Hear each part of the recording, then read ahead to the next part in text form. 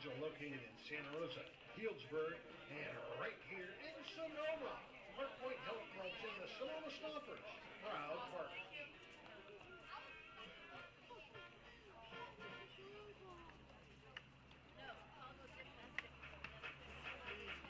Ladies and gentlemen, on behalf of the Sonoma Valley Athletic Club and the Sonoma Stompers, welcome to Arnold Field.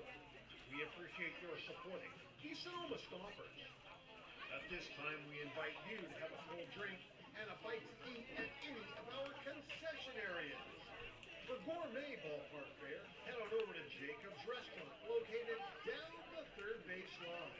Wood-fired pizza, Chicago-style hot dogs, their world-famous chicken pesto sandwich, fish and chips, and more. Jacob's Restaurant, setting the standard for gourmet ballpark fare. You can also find cold beer at Jacob's Restaurant. Ice cold drafts are on tap and waiting just for you. Guess what, baseball fans? It's Margaritaville in Sonoma. That's right. Flybird Margarita is now sponsoring our premium seating area, the Flybird Margarita Lounge. Flybird Margaritas are crafted in Mexico with 100% Blue River agave wine. This new age cocktail offers an authentic margarita experience right here at the ballpark. Flybird Margaritas are also the perfect travel companion. Whether you're headed to the beach, kicking it at home, or enjoying friends and neighbors at a backyard barbecue wherever you go, Flybird Margaritas are the perfect complement. The Sonoma Stompers and Flybird Margaritas. Now that's a double play we can all get used to. Hey, Stomper fans, you want to sit in the front row? Well, guess what? All Freedman's Home Improvement seats are in the front row.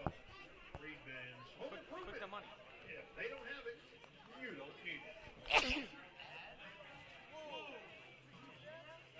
Hey, bud, let's party. That's right. You can book your next party or group event right here at a Stompers game. Birthday. Donate down below. Oh, yeah, so. Bachelor or bachelorette party. Pre or post-wedding parties, you name it. For reservations and information on how you can book a group event in the beer garden, our new group area, the Champagne Club, or even the left field Oasis, call our fan shop at 707-938-7277 or email info@stompersbaseball.com. To see all of our fine wine selections, head on over to the Wine and Snack Shack, located next to the Stompers dugout.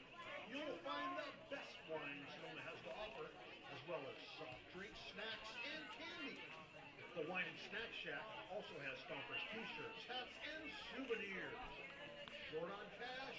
Or Don't is it worry. hit the donate Credit button, or and is that debit cards are YouTube gladly subscriber? accepted at all locations. The best food, We're not doing the it? best people, and the best baseball. We are the Sonoma Stompers.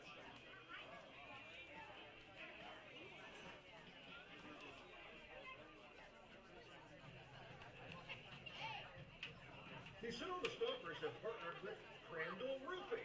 All grandstand seats are now sponsored by Crandall Roofing, the best roofers in the North Bay. Let your next roof be your last roof. Call Crandall Roofing, Diamond certified and proud partners with the Sonoma Stompers. Hey, Stomper fans, if you need tree service, call Arbor MD. Proper tree care is essential for ensuring the safety, health, and beauty of your trees. Arbor MD's tree knowledge and expertise protects your property and enhances its value while also contributing to environmental sustainability and long-term tree health. Call Arbor MD for all your tree care and landscape needs. Nana's estate-grown extra virgin olive oil is made from olives grown exclusively on the property of Beyonza Winery. They were hand-harvested and pressed to create Nana's extra virgin olive oil. Go to shop.beyonza.com to see why Nana's olive oil is the very best. I want to get this to die. United States Congressman Mike Thompson, representing California's 4th District, supporter of the Sonoma Stompers. The Sonoma Stompers invite you to dine at Verano Cafe. Longtime Sonoma natives Veronica Perez and Carlos Rubio listened to the community's yearning for wholesome food and responded by opening a cozy diner nestled conveniently at the crossroads of Highway 12 and Verano Avenue. At Verano Cafe, breakfast, lunch, and dinner are experiences crafted with love and local ingredients. From classic eggs Benedict to flavorful chili chile, each dish is a symphony of taste. The Verano Cafe, part of the Jacobs Restaurant family, and proud sponsors of, you guessed it, the Sonoma Stompers.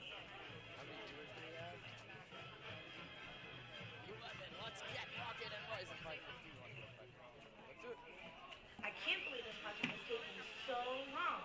Should have called GMH. We were supposed to be finished months ago. Should have called GMH. Whenever I ask questions, all I hear are excuses. You should have called GMH. Who?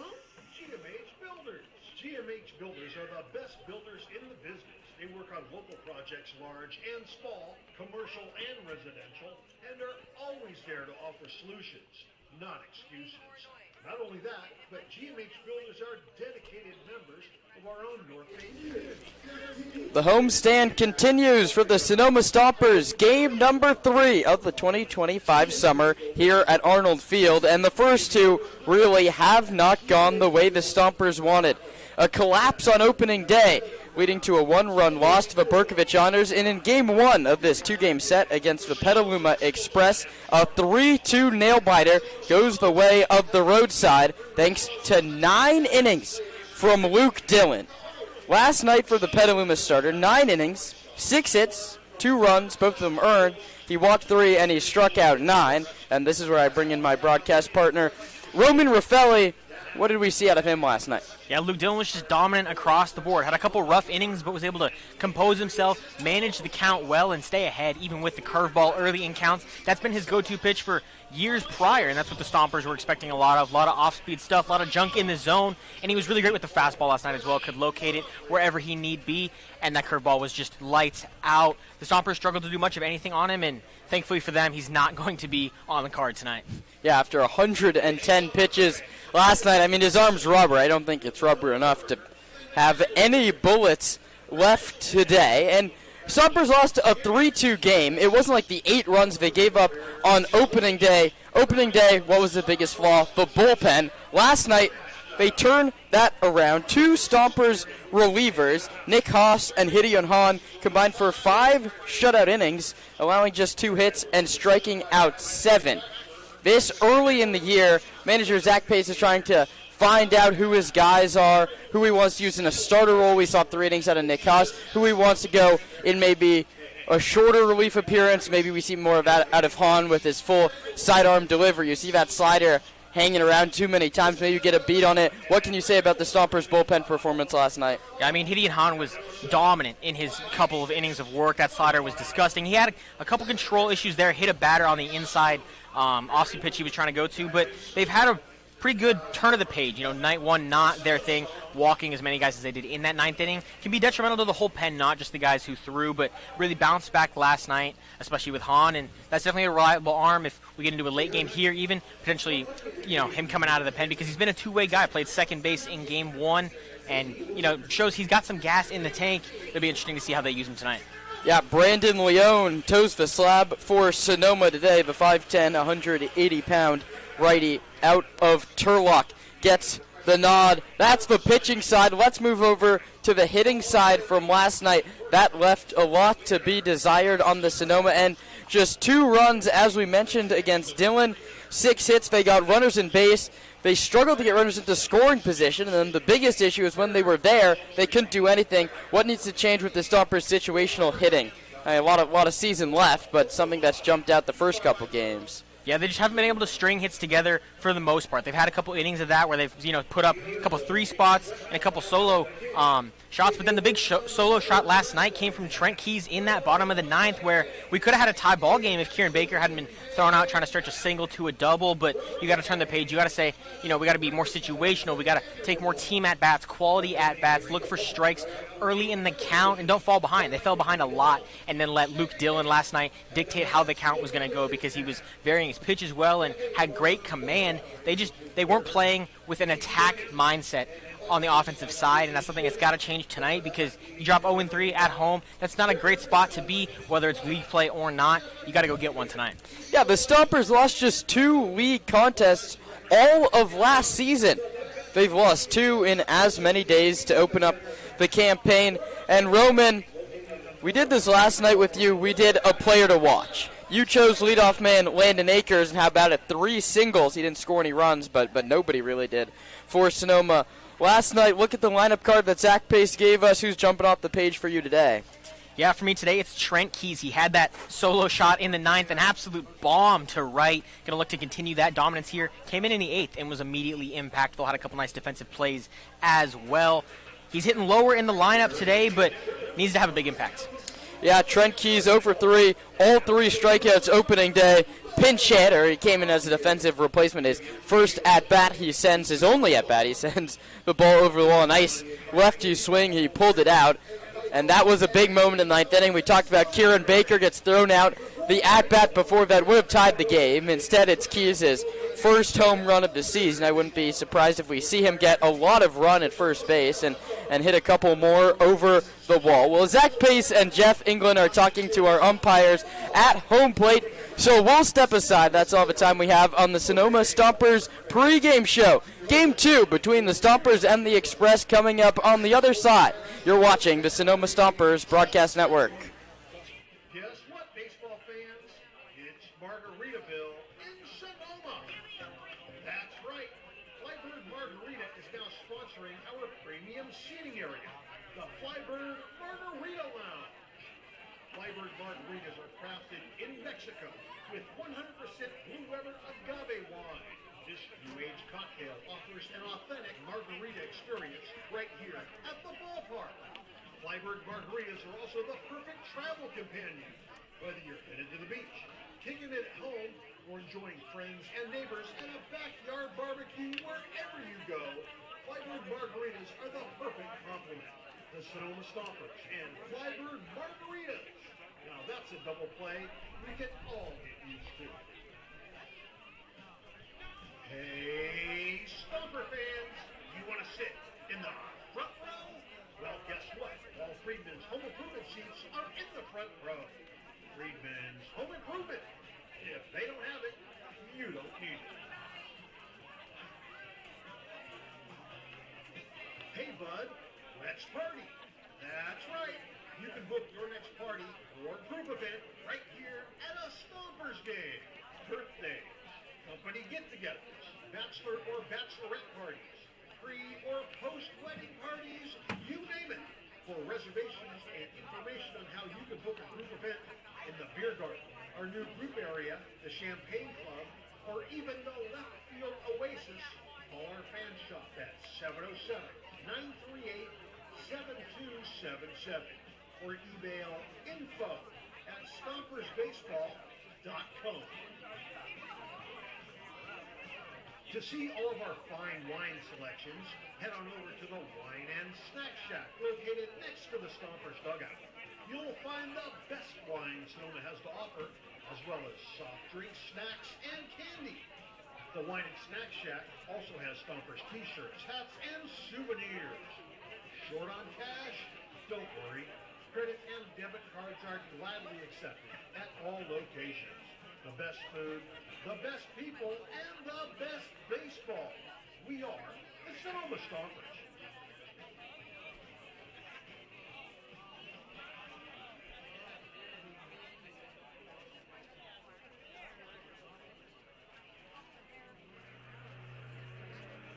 Baseball. This is what baseball's all about. Sonoma has a team that plays old-time baseball. Oh, I love watching the game. I am a Sonoma Stompers faithful. This is what Stomper baseball is all about.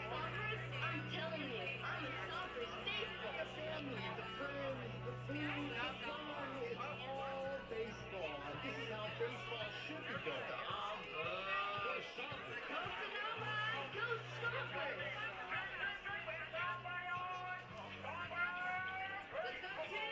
want to see home run after home run after home run. I want to be a winner. Sonoma baseball family friends, that's what brings it all together. Stompers, I'm telling you, I'm a Stompers faithful. This is how baseball should be done. Sonoma baseball family friends, that's what brings it all together. Good evening, baseball fans. On behalf of the entire Stompers staff, welcome to Arnold Field in historic Sonoma, California for tonight's California Collegiate League contest featuring our guests, the Petaluma Express, and your Sonoma Stompers. Woo! My name is Katie Sanders, and tonight I will be your stadium voice of the Sonoma Stompers. Hey fans, if you want to take part in any of our Stomper interactive games happening in between innings of today's contest, just find Hey Trey. You might be the star of the game. Interested in Stompers gear?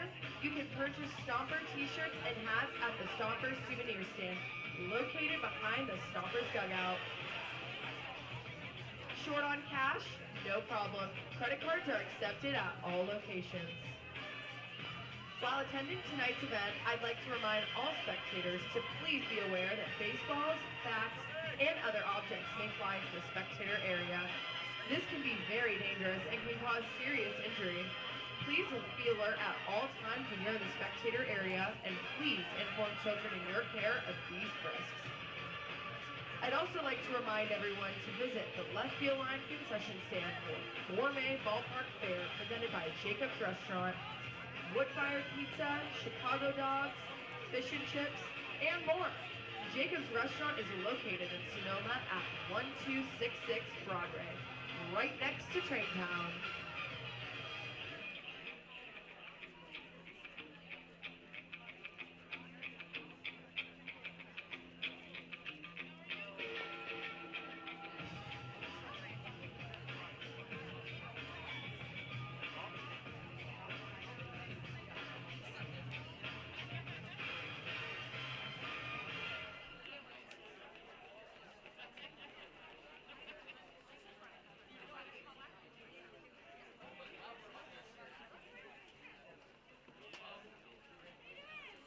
Now it's time to meet today's home run hero, brought to you by Bashan's Japanese Barbecue Sauce. Be the hero at your next barbecue. Use Bashan's original Japanese barbecue sauce. And he lifts one high and deep to left, and this one is way off the vineyard.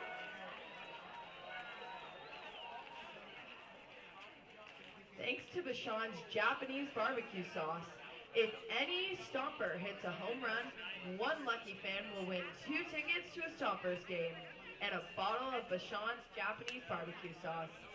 Tonight's home run hero contestant is 8-year-old Mateo from Sonoma.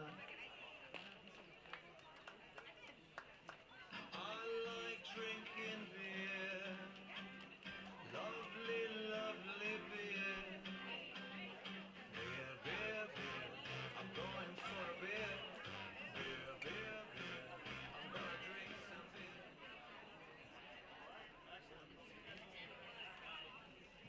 When you hear that song, that means our beer batter is coming up to plate. Our beer batter today is number 4, Justice Brinson. If Justice strikes out, all beers are half off for the remainder of the inning.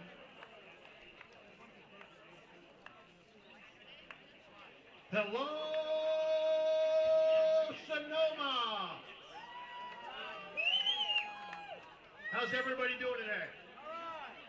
Where are all my Petaluma Express fans? Where's all my Stomper fans?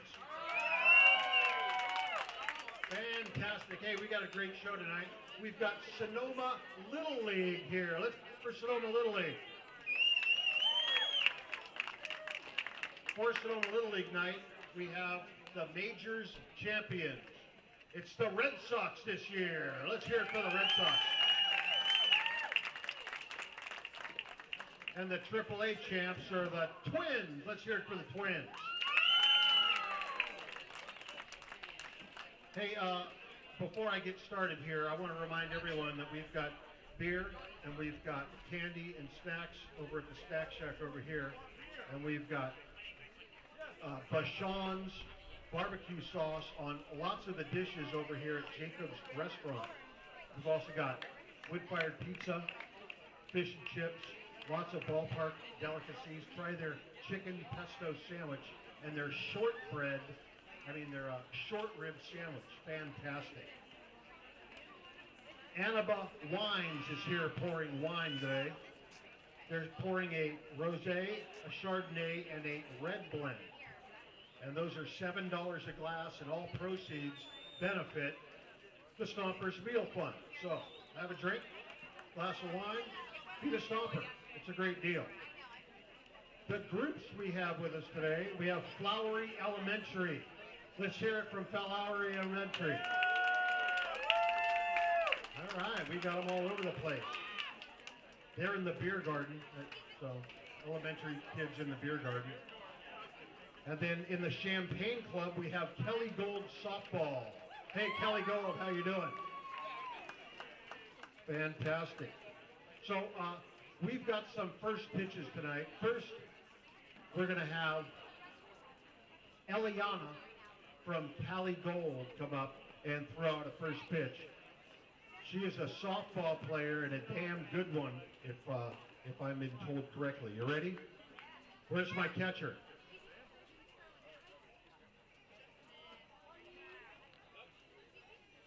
There he is. So give her a ball. Okay, Eliana, are you a pitcher?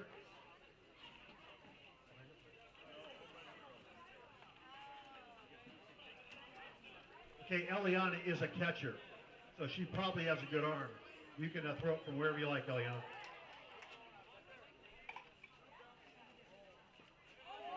Wow, fantastic. Eliana from Kelly Gold.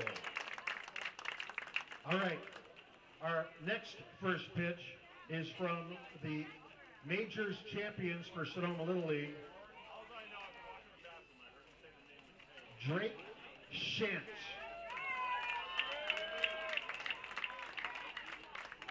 Hey, Drake.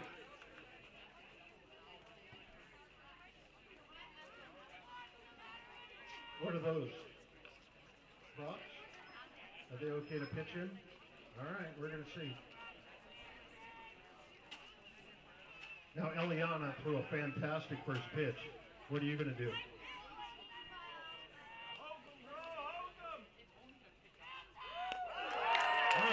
All right, pretty good. It was better than mine last year, I'll give you that. Drake Shantz, everybody. Look at, he's already got hecklers. Is that your mom? All right. Now let's meet today's starting lineup for the Sonoma Stompers.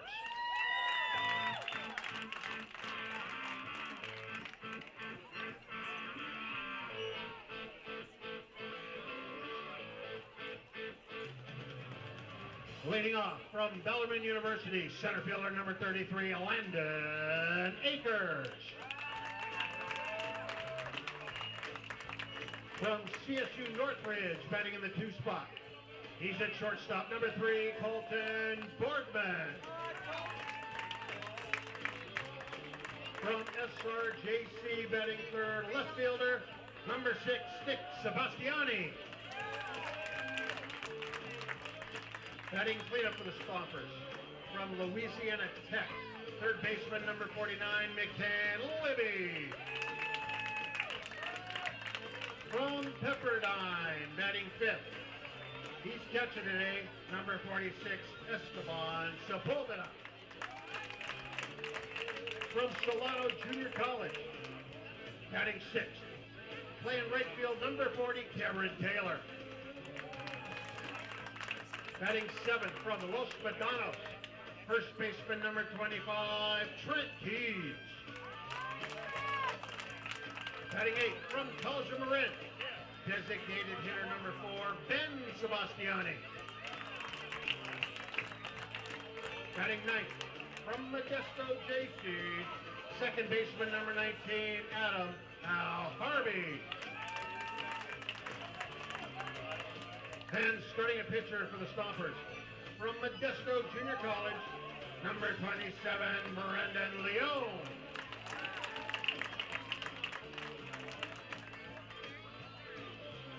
Now introducing our champions from the Red Sox. Brad Schaefer. Run to a position, Brad. Mateo Smith. Bo Andres. King Lynn. Drake Chance. Mason Prejean. Mateo Fajardo. Jacob Margreiter. Nick Coffin. Jay Hernandez Garcia. And their coaching staff, Tyler Coffin, Sean Lind, Mark Margreiter, Steve Andres, and Brian Smith. Ladies and gentlemen, at this time, will you please rise while we honor America with the singing of our national anthem. Oh, say, can you see by the dawn's early light what so proudly we hailed at the twilight's last gleaming, whose broad stripes and bright stars through the perilous fight o'er the ramparts we watched were so gallantly streaming, and the rockets ran among bursting in air, gave proof through the night that our flag was still there. Oh, say does that star-spangled banner yet wave o'er the land of the free and the home of the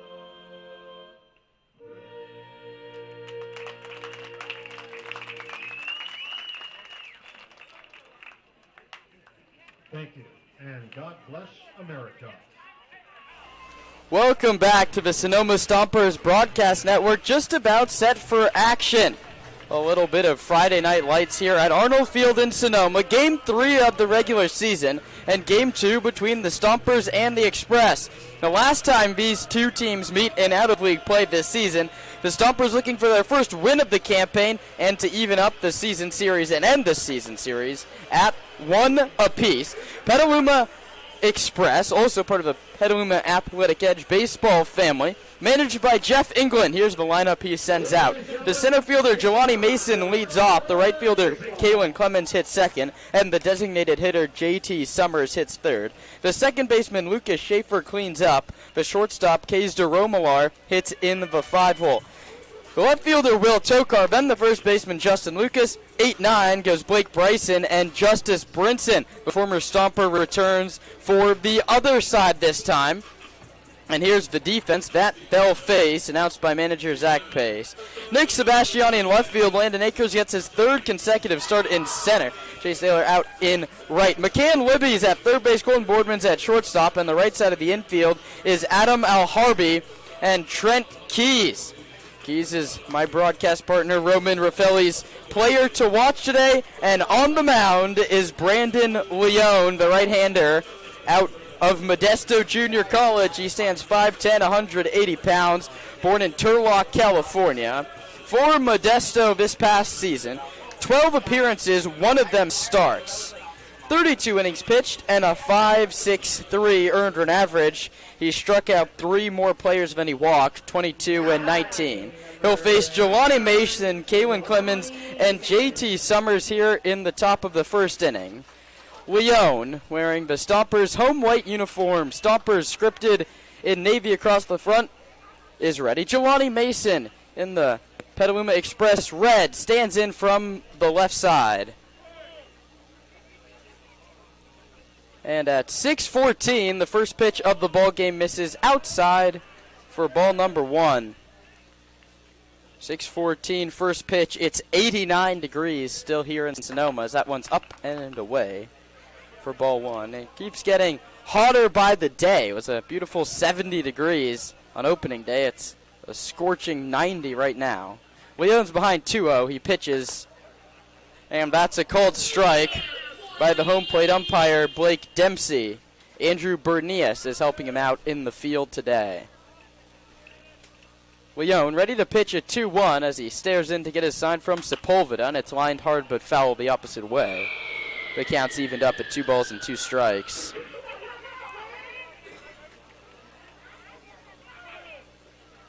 Right on left, Leon stares in to get his sign. Finds the one he likes and pitches. Bounce towards third. Libby fields, throws across the diamond in time to get him. One down. McCann Libby getting the start at third base today. We've seen Anthony Shepler in the first 2. First time he's tested, he makes the play, and a nice strong throw across the diamond. Fielded it on the lip of the grass. That brings up Kalen Clemens, Casa Grande High School kid. Swings first pitch and sends it out towards right. Taylor ranging over, still over. It's over his head. And gone! An opposite field home run for Kalen Clemens. That ball just kept on carrying, and just snuck out about 20 feet fair of the foul pole. And in the blink of an eye, it's 1-0 Express. Goodness. Yeah, and a great piece there from Clemens. Had a solid night last night, scored the first run for this Express team, and there's just hunting fastball early in the count. Sees one pitched middle away and sends it down the right field line. So the Express jump the Stomps. They pick up where they leave off. A swing and a miss by J.T. Summers out of Santa Rosa Junior College. The DH went 0 for 3 with a walk in last night's 3-2 win. Leon's 0-1 is popped up. This one's not leaving the yard. It's to Boardman, the shortstop, coming on to the infield dirt. He makes the catch. Talking to Boardman, he says it's a tough infield to play. He's used to playing second base. That's where he played at California State University Northridge. He hasn't played shortstop since high school. I mean, that was just 2 seasons ago. The pitch misses high at 89 to Lucas Schaefer. Schaefer, the second baseman today, takes a called strike outer corner. Schaefer was in left field last night. He's at second base today. He had over 300 at Oklahoma Baptist. Takes outside. Stompers had an Oklahoma Baptist guy last year. Brian Thornton made the opening day start. The 2-1 is popped up. Out of play, foul right above our heads. And the count's 2-2. Schaefer struck out twice last night. He also reached on an error. Got thrown out at third base. 2-2 from Leon. In on the hands and fouled back to the screen. A nice pitch at 77 from Brandon. Leon out of Pittman High School down in Turlock. The same high school as former 49ers quarterback Colin Kaepernick. 2-2 is popped up left field. Sebastiani coming in, and he snags the lazy fly ball. But the damage is done. A solo home run from Kalen Clemens gives the Express a 1-0 lead with the Stompers coming up in the bottom half.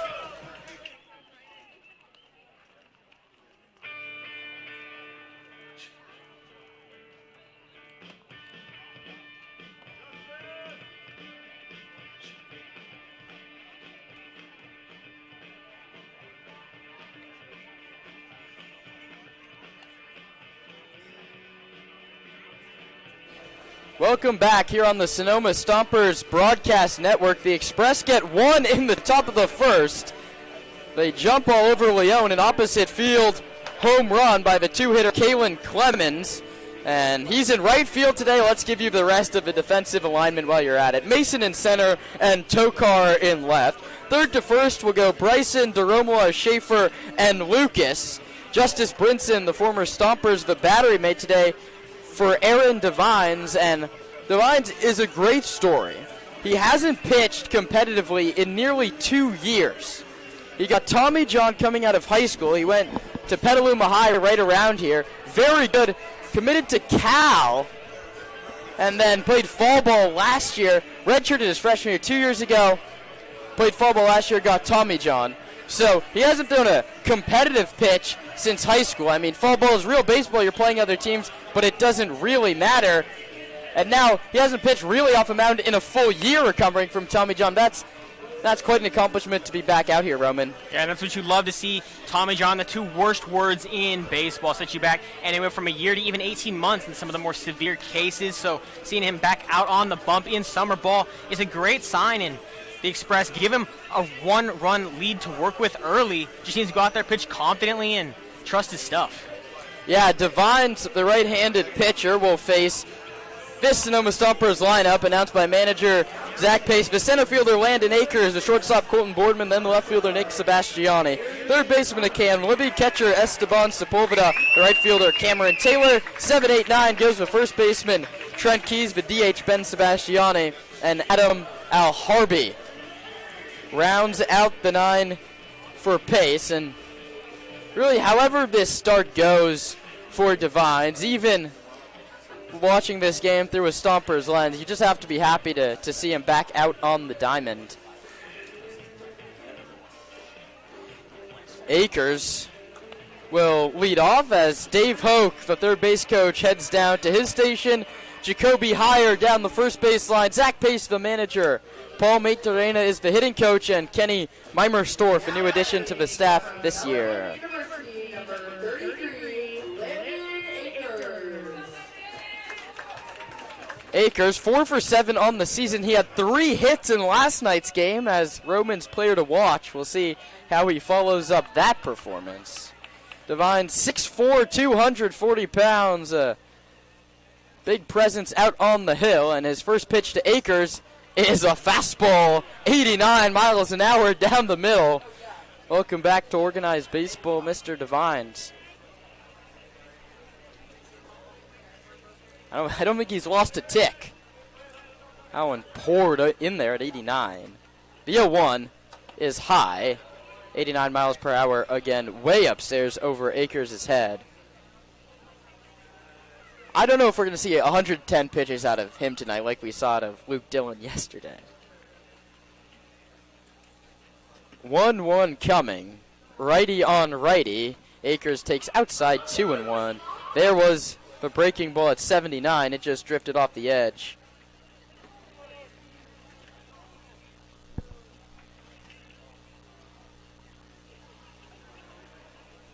Colton Boardman waits on deck. Devine shakes off twice and is going to tell his catcher Justice Brinson to go through him again.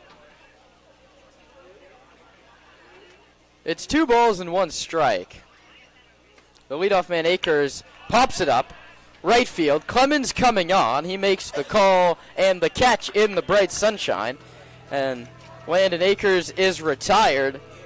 Something that Express pitching did only 1 time yesterday. And that's a big first out for this Express defense.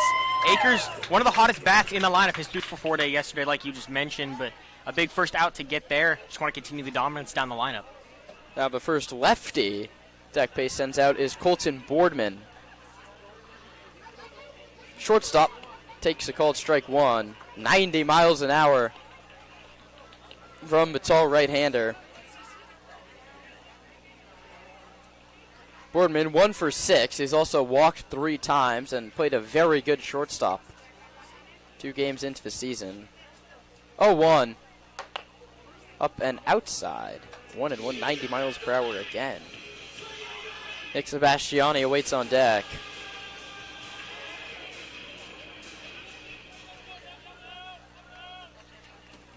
Boardman, an even stance from the left side.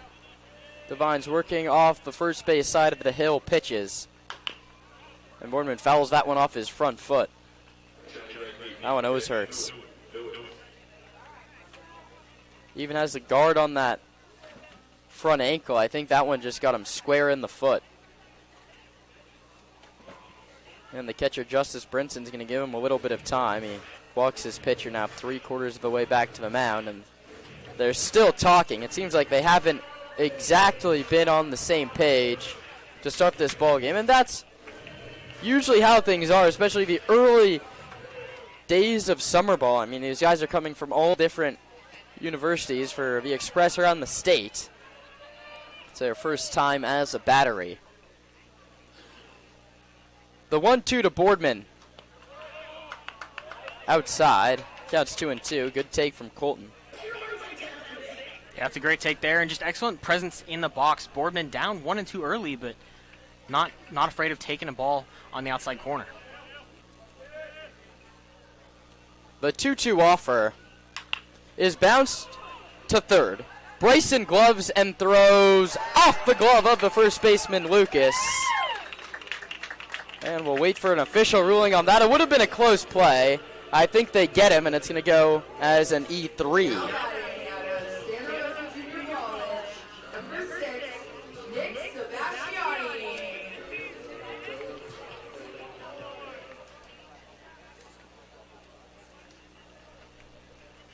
That's the first base runner allowed. It's not a hit. We'll see if Nick Sebastiani can pick up one of those. Right on right. Boardman is a threat to run. And Devines checks on him. Just stole one base in his time at Northridge. But again, the Stompers, a team uber aggressive on the bases, especially after the offensive performance we saw last night. You need to get those runners into scoring position. Boardman doesn't run, and a late strike call from the home plate umpire. Yeah, I guess he thought it was over the inside corner. Our TrackMan system disagrees. Either way, Sebastiani's in an 0-1 hole. The pitch. Gets by Brinson to the screen. Boardman will take second base. Those bases matter. The Stompers scored 2 runs via the pass ball on opening day. Eventually it was in a losing effort, but when your offense struggled like it did yesterday, those extra bases help, and now you assume it's at least 2 at-bats with the runners in scoring position for Sonoma.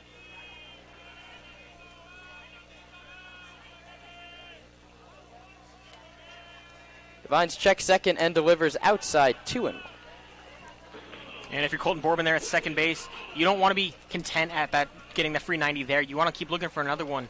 Devines hasn't exactly been in control of every pitch he's had. Look for another pitch in the dirt or even outside and move up just 90 feet from home. You have to push the envelope if you're Sonoma, especially on the offensive side. 2-1 coming. Boardman runs. Sebastiani takes low, and he's there without a throw. And that's a mistake on me. I misspoke. He took a curveball that dropped into the bottom of the zone for a called strike. That's the second stolen base for Boardman, who reached on an error and just stolen 180 feet. And the infield's going to come in for the Express. 2-2 to Sebastiani. Lined hard, but foul into the Stomper bullpen down the first base line. And this is what the Stompers work on in batting practice. It's the second to last pitch you see in your second round of BP is you have a runner on third in an infield in situation. Let's see if the work that Casey Gilroy and the rest of his coaching staff put in pays off here for the hometown kid, Sebastiani. 2-2 home. Outside off the glove of Brinson.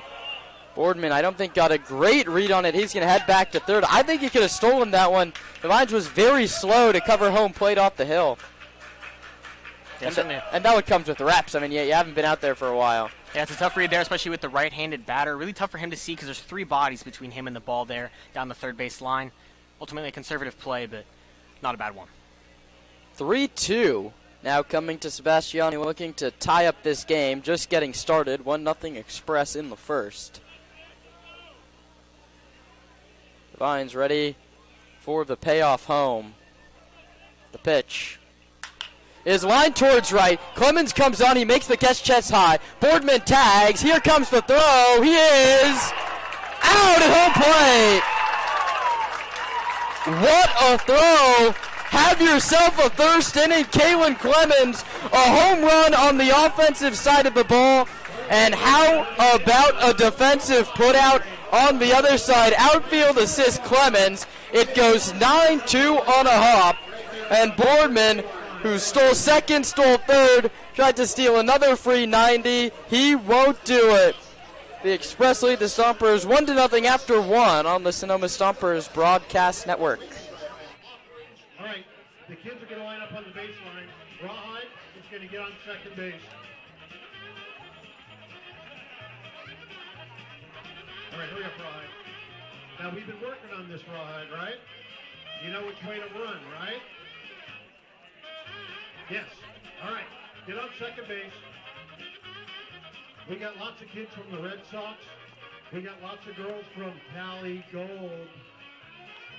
And it looks like our first baseman's going to run with them. All right, on your mark. No cheating, girls. Get set, go! And they're off. We got the biggest rawhide race ever.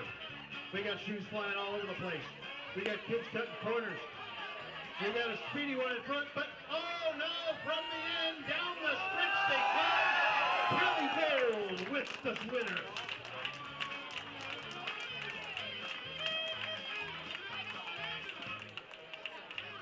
Let's hear it for Cali Gold, the Rawhide race champ.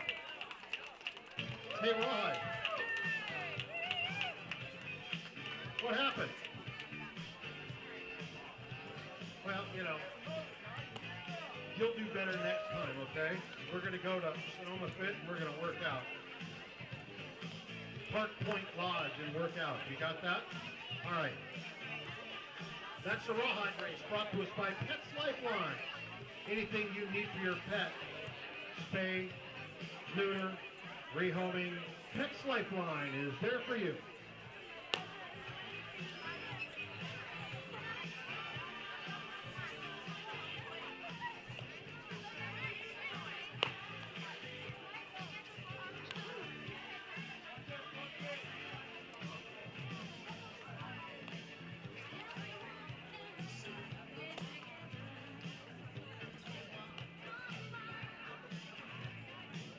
Top half of inning number 2 here in Sonoma. I'm Kieran Costa, joined by Roman Raffelli. Third game of the 2025 summer, and the first two haven't gone Sonoma's way.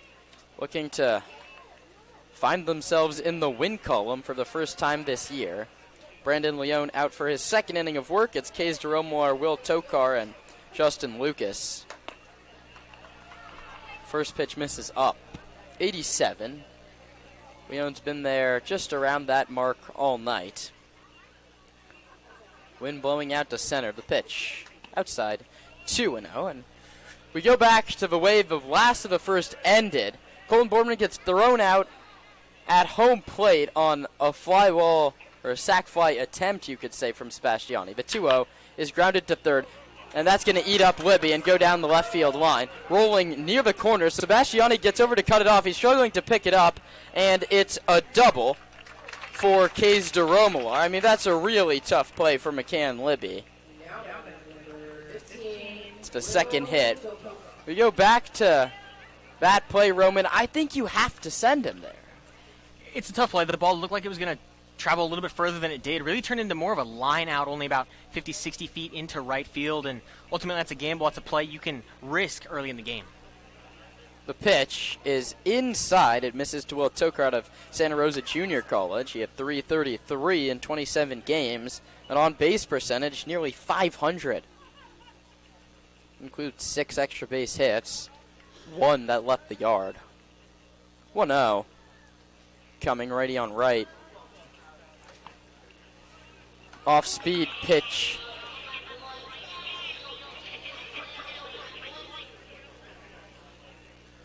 Was called a strike, I think.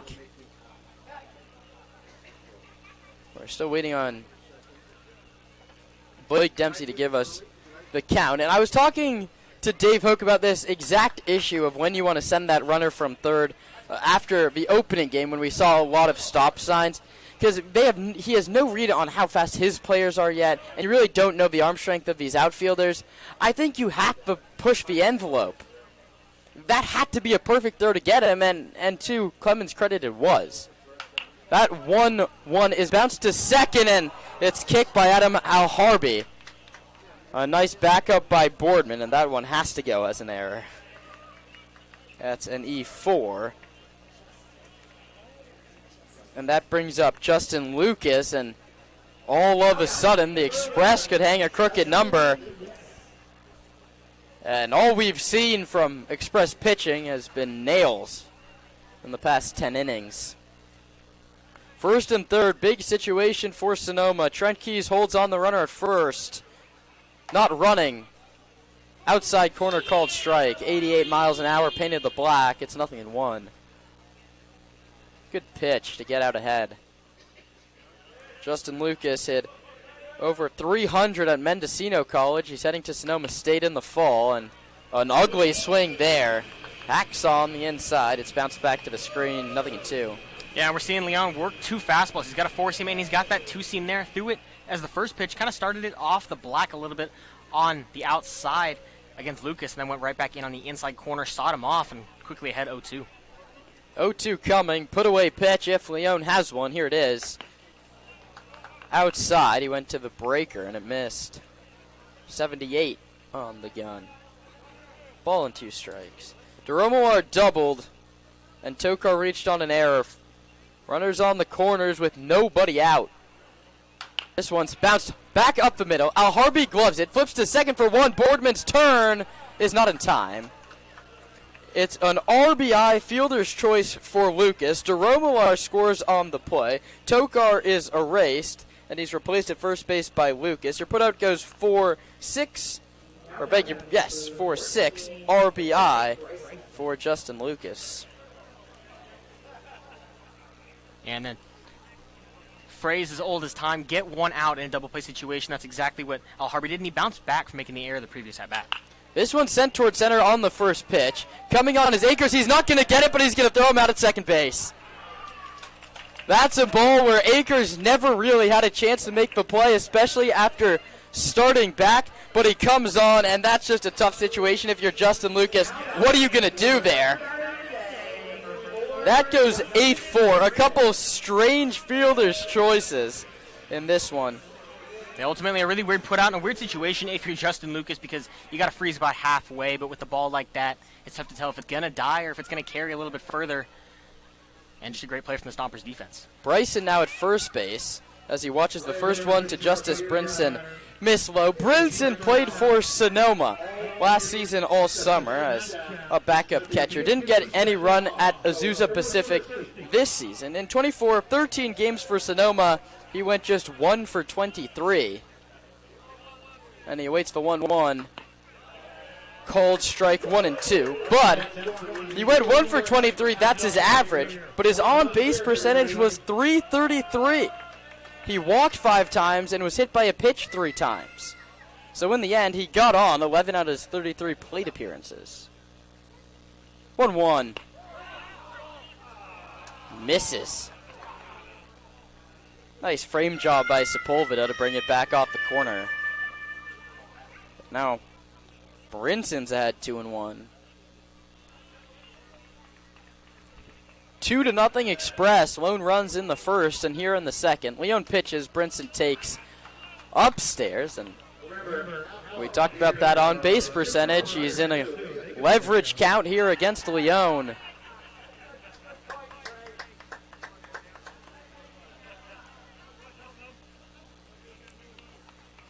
Bryson off first. The pitch to Brinson is sent towards left center field, not deep. Sebastiani, the left fielder, makes the catch, and Brinson is retired. For the Express, it's 1 run on 1 hit and 1 left. 1.5 in the books. Petaluma leads Sonoma 2-0 on the Stompers Broadcast Network. At the ballpark, you'll find Chicago dollars, pizza, and salads. But in their restaurant, you'll find an outstanding menu featuring the best Mediterranean-style offerings in seafood linguine, chicken piccata, ravioli, risotto, pizza, and so much more. Don't forget to try their desserts. Jacob's Restaurant is located on 1266 Broadway, right next to Traintown. Jacob's Restaurant and the Sonoma Stompers, proud partners. Second stands. Hey, ladies and gentlemen, in addition to Jacob's Restaurant, they have got a new restaurant, Verano Cafe, and it's located at Highway 12 and Verano Avenue. You've got to try it out. Verano Cafe.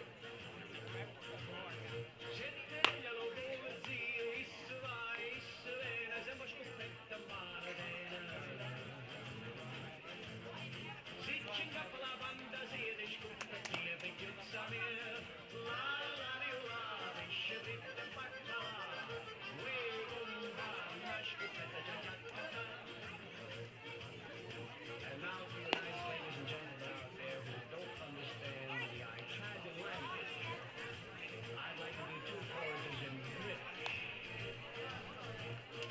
Lazy Mary, you better get up. She answered back, I am not able. Lazy Mary, you better get up. We need the sheets for the table. Lazy Mary is spoken that there's only one man you should marry. My advice to you would be is to pay attention to me. You'd better marry a fireman, he'll come and go and come, semble a bomba manadena. Teaching up a la banda zia de barbari and the good son here.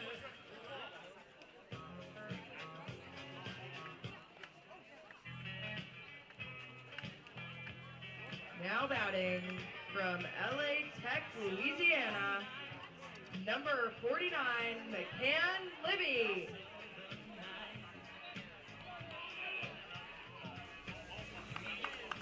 McCann Libby leads off right on right against Divines. Last of the second. First pitch, Libby bounces it foul off home plate. Jeff England, the Express manager, makes a nifty play down the line. I'd be having fun if I just beat the Stompers and already lead 2-0 in the second as well. The 0-1. Outside, 1-1. And not a bad pitch there. You're ahead 0-1. You can kind of risk to paint the block on the outside edge there. Maybe get him to roll something over, some soft contact, which Stompers have already been victim of a couple times. 1-1 coming to McCann Libby. Swing and a miss. Went with the breaking ball and fooled him. Libby heading to Louisiana Tech this fall after playing at Navarro. That's a junior college in Texas where last spring he hit .320 with 7 home runs in 42 games. The kid from Frisco, Texas awaits the 1-2 and takes low 2-2. I mean, Frisco, Texas, Lone Star High School. It doesn't get more Texas than that. Walk-up song Southern Nights. I mean, there's so many good options. Getting on All My Exes Live in Texas. Stars at Night Are Big and Bright. So many good Texas-themed songs. 2-2 home. Is grounded to first. On the backhand is Lucas. It kicks off into the second baseman. The throw to first is high. And that's going to be an infield single.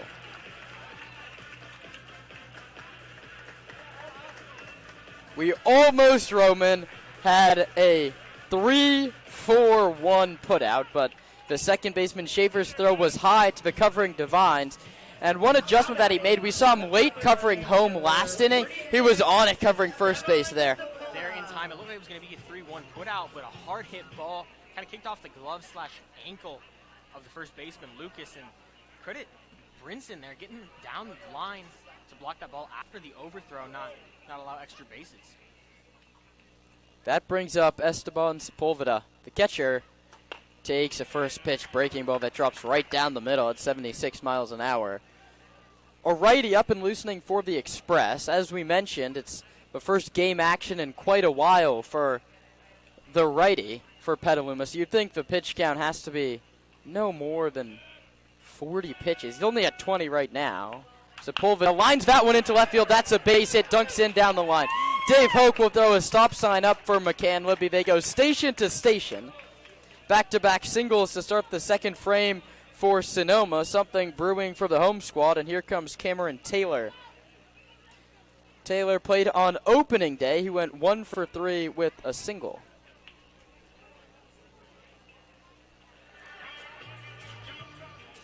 Now batting, number 12, Cameron Taylor.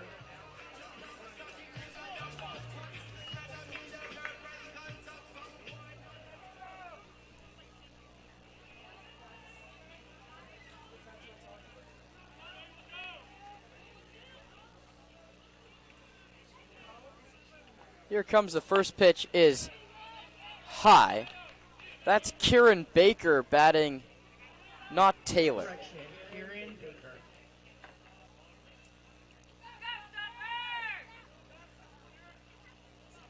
Not sure how that mistake was made, but we'll get that sorted out. He'll be playing right field. He waits for 1-0, and it drops in there for a called strike. He had a solid day yesterday. Hit by pitch, walk, single. The problem was he tried to stretch that single into a double in the ninth inning.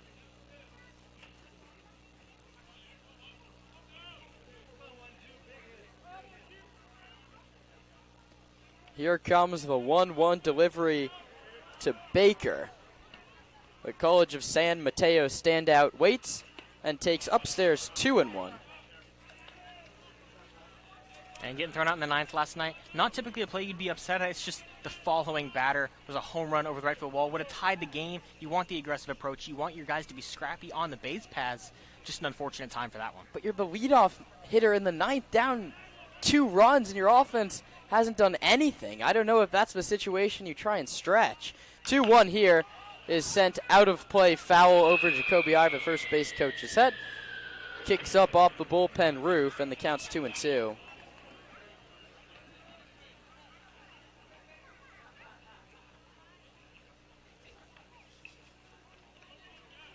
Two balls and 2 strikes.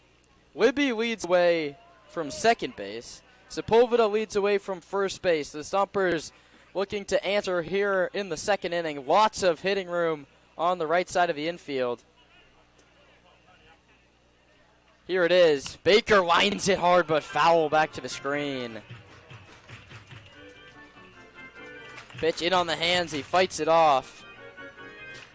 And this needs to be a big team AB for Baker here. You got 2 on and no outs. You can't ground it into a double play especially, but you got to find a way to get these guys both into scoring position for Trent Keys. Ground ball to the right side would do some damage. A huge lead for Sepulveda off first base. Not being held on by Lucas. The 2-2. Baker, it's a cue shot into shallow right. Clemens moving over, still moving over. He's not going to make the play. The throw to second is late. But that was the same situation. Clemens hit the dummy. He's under it. He's going to make the catch. It dunks down the line. Baker and Sepulveda both go opposite field singles. 3 consecutive knocks. The bases are loaded with nobody out. And now it's time for a little bit of situational hitting. And who else do you want up at the plate than Trent Keys? Keys out of Los Medanos. You remember what happened last time he came up? That was in the 9th inning yesterday, but he won't face Aaron Devine. He'll face a new pitcher. We'll tell you all about it when we return. Bases loaded for Sonoma, down 2-0 in the second on the Stompers Broadcast Network.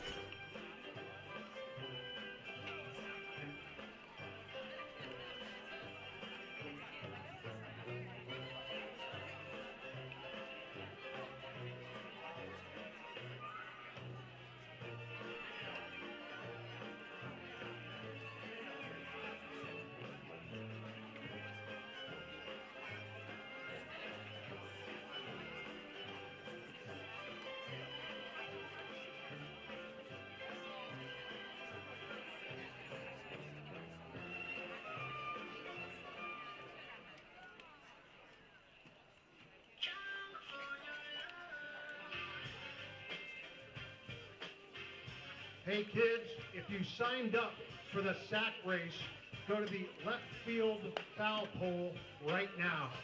You must have signed up for it. go to the left field foul pole right now. That's the sack race.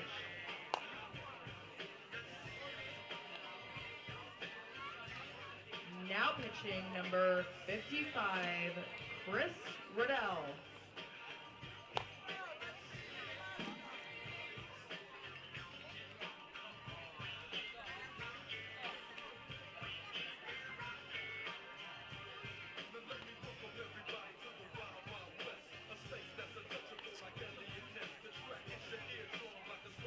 Jeff England goes to the bullpen very early, and he goes to Chris Riddell, a right-handed pitcher out of San Jose, California, stands 5'10", 205. He hasn't played in 2024 or 2025 for Westmont College, but in his little bio thing there, it says hobbies and activities, eating. That is good. That's funny.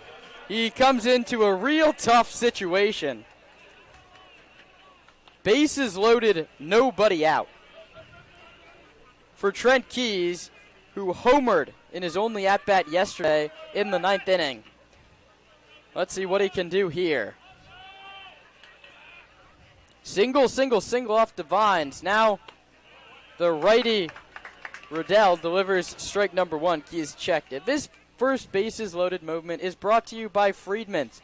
Friedman's Home Improvement is loaded with all your home improvement needs. Friedman's, if they don't have it, you don't need it. Stompers need a ball to find the outfield turf and tie up this ball game. Keys takes way outside, 1-1. But maybe they don't. A walk's as good as a hit in a situation like this.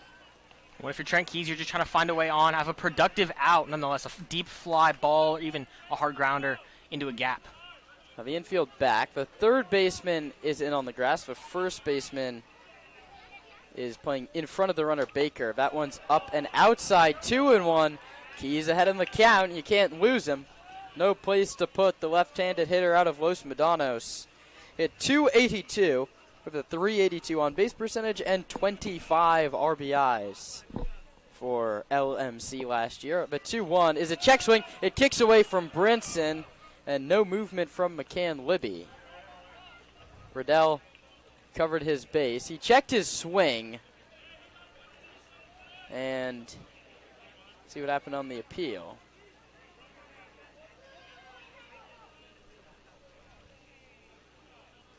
And it's called a strike 2-2.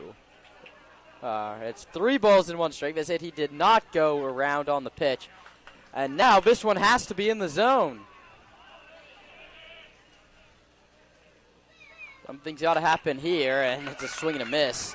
85 challenged him, middle up, and won the battle. And now here we go. We need an outcome. 3 balls and 2 strikes. The base is full of Stompers with nobody out.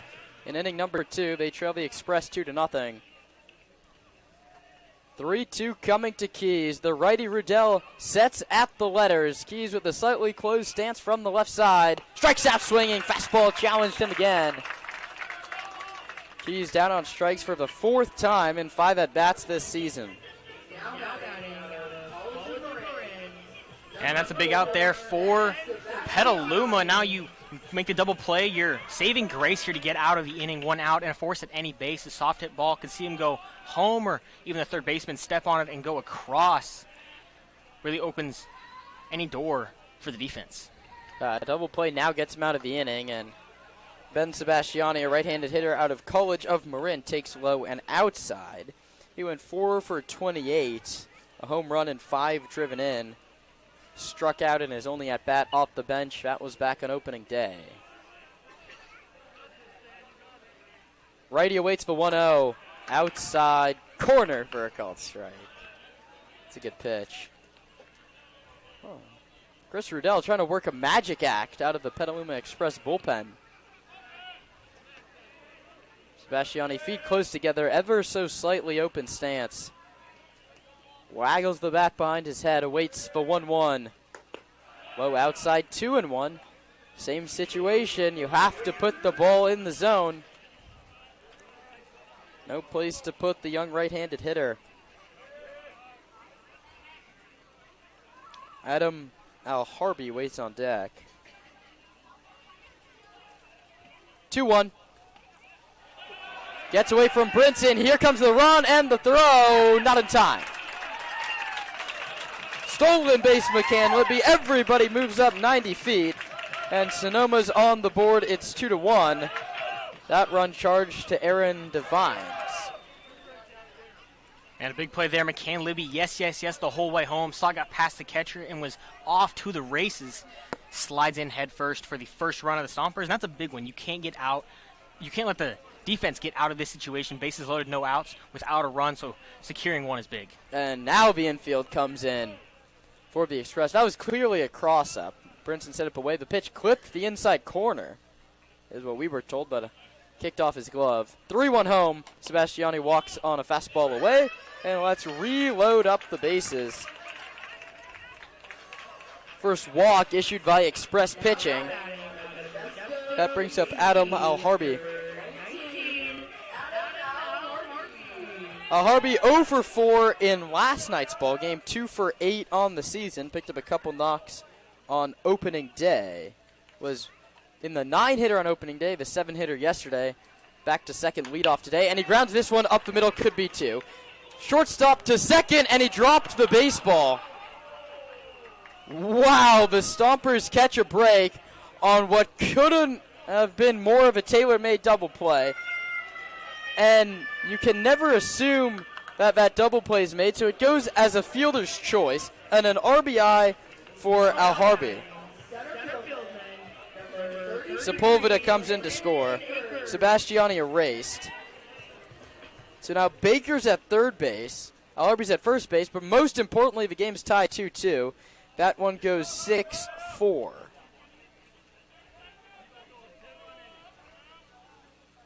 The shortstop playing deep in the hole on Akers, who takes a pitch that I think Dempsey said missed inside. It's 1-0. And I think that one's on the shortstop, DeRomular. He shoveled it like less than a glove's worth. If he takes that himself and makes the throw, I think they have Alharbi by 3.5 steps. Instead, it's in and out of the glove of his second baseman, and Akers fouls it back 1-1. We'll see if the Stompers put Alharbi in motion. Runners on the corners with 2 men out. And now a tied ball game. Libby singled, Sepulveda singled, Baker singled. The Express went to the bullpen. Strikeout, wild pitch, walk, fielder's choice. It's 2-2. And there's runners at the corners. Alharbi off first. Baker off of third. The pitch low, and Baker almost caught halfway, gets back to the bag. Alharbi steals second. That's the third stolen base today for Sonoma, or the fourth if you count Libby stealing home. We'll see. That one might have been ruled a pass ball. And it was. So we have 3 stolen bases. Boardman has 2. Alharbi picks up 1 there. Akers ahead in the count, 2-1, looking to put the Stompers in the lead with a couple of runners in scoring position. Here comes the 2-1 offer, low outside. Brinson keeps it in front and saves a run. First base is open. You're facing an all A-Sun freshman team hitter. Maybe you don't give him, maybe you don't groove one on 3-1. But I mean, Colton Boardman seeing the ball very well himself in the on-deck circle.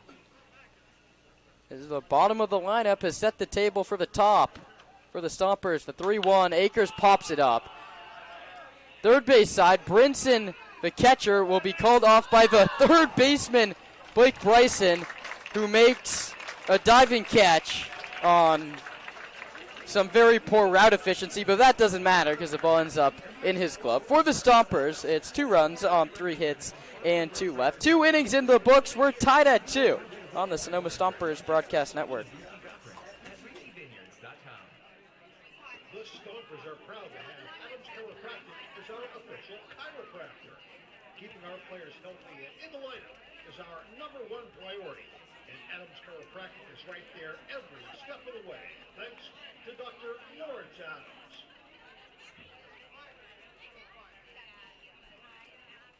Hey, ladies and gentlemen, this is Hey Trey, and I'm standing over here at Jacob's Restaurant, and I just had a churro. Now, if you haven't had a churro from Jacob's Restaurant, you don't know what you're missing. fantastic, freshly cooked, lots of frosting. The churro at Jacob's Restaurant, you got to get one now.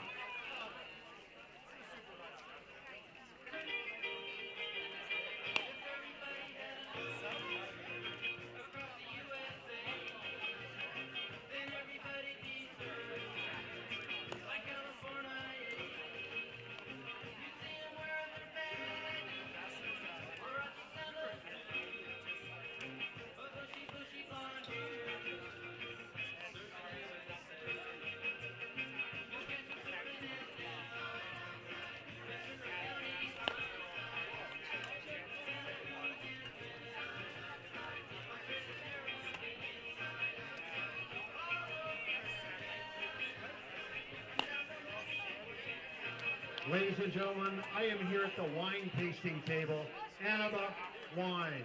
They've got a fresh, ice-cold rosé. You've got to come over here and try it. It is fantastic. Now batting, number 99, center fielder, Jelani Mason. Back to the top of the order for the Express we go, and now a 2-2 ball game after the Stompers tied up in the bottom of the second. Second time through for Brandon Leone. Starts with a bunt attempt. That's called strike one. Mason grounded out to the third baseman of McCann Libby to open up the ball game. He swings here and also sends this one the other way. Sebastiani a few steps back, makes the catch one-handed out the side of his body, one away. That brings up Kalen Clemens.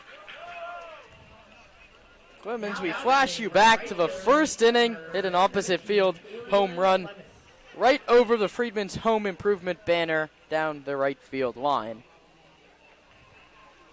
Here he takes a first pitch breaking ball. I think it was a slider and it missed in off the corner. 1-0. Staying inside again, it's 2-0, and he has made the adjustment from last time. Kalen Clemens got his arms extended and flipped one over the wall. This one on the outer third, it's bounced to second. Al-Harbi gloves, flips to first way wide of the bag. Trenke's tried for another swipe tag, and we'll wait for the official scoring on that one. It's an Arnold Field, it's a classic Arnold Field infield single.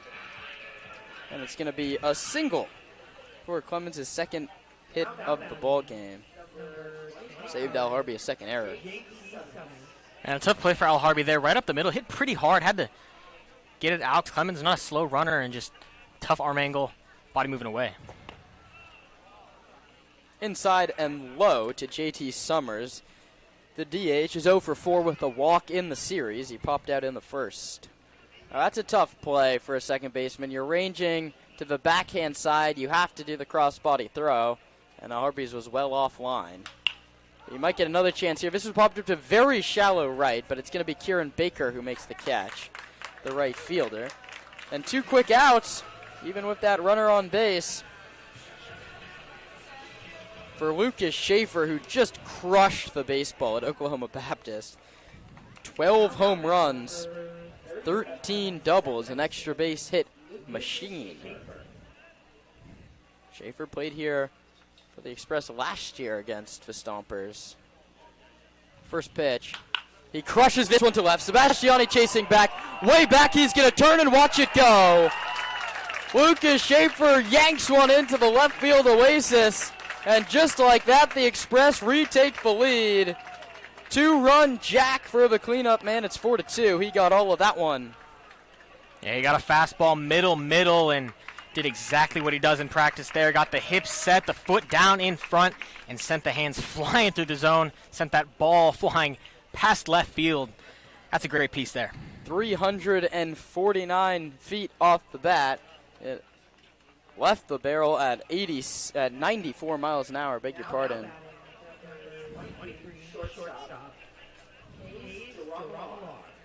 Count up a couple ribbies there. And the Stompers really didn't give up the long ball last season. The ball's flying out of the ballpark this year. The second in 3 innings. And they're seeing the ball well off of Leon. We'll see if that prompts Zach Pace to get an arm up and loosening down the line. Leon delivers, and this one's pulled nearly the same spot. I don't think it has the carry. Sebastiani moving over still in foul ground. He watches it fly over the fence. He missed a home run by 5 feet wide of the foul pole.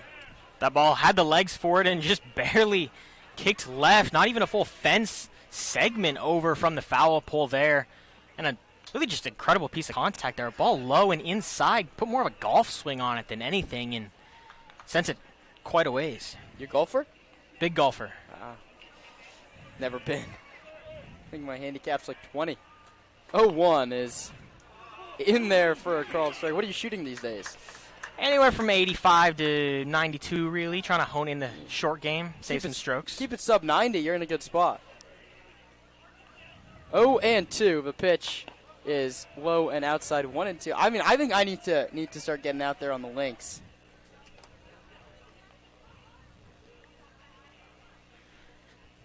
Maybe Kaiser Romular can take me after that first swing. 1-2 is low. 2-2. Spits on a breaking ball that bounced a couple feet shy of home plate. And that's a great take there. A classic breaking ball count. You've got a ball to give if you're Leon, just to make a competitive enough one. 2-2. High 3-2. Leon's pitch count now 40 as he pitches in inning number 3.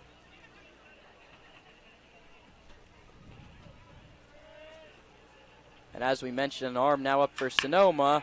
This one sent towards center. Akers in and one step to his left makes the catch. A hard hit baseball, but DeRomular is retired. But yet again, the long ball strikes for the Express. Schaefer, a 2-run home run.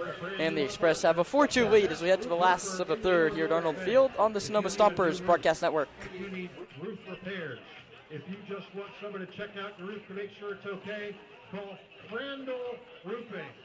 All right, our kids for the sack race are lined up, and our kids for the bouncy ball race have kind of joined in. We're going to see how this goes.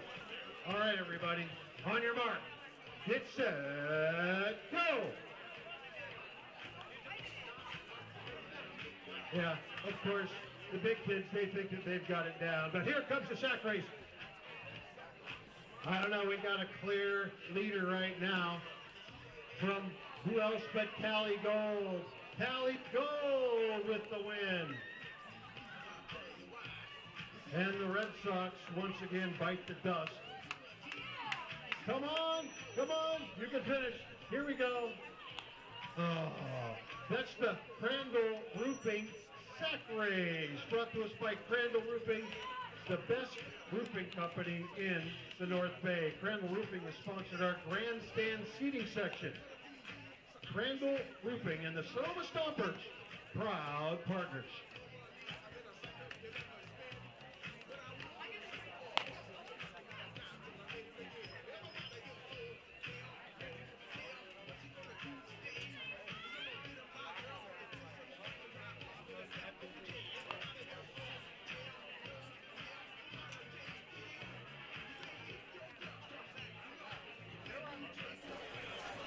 Bottom of inning number 3, the Stompers continue to find themselves behind the Petaluma Express. A 2-run Schaefer home run has just added those 2 runs right back to the Stomper deficit.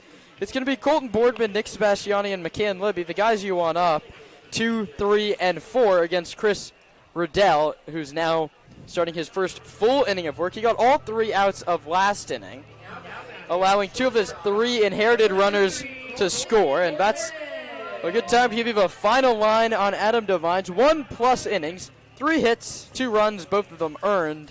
He didn't walk or strike out a hitter. So now technically the second inning of work. And Boardman squares, pulls it back, and takes a ball 84 miles an hour from the right-hander out of San Jose, California. Went to Bellarmine College Prep down there, a perennial baseball powerhouse down on the peninsula. The 1-0. Called strike 1-1. I mean, a lot of those private schools down in that area, very good at producing baseball talent. Bellarmine, Sarah, St. Francis even, as that one misses inside. A nice call by the home plate umpire, Blake Dempsey. Our TrackMan system has it just an inch off the corner.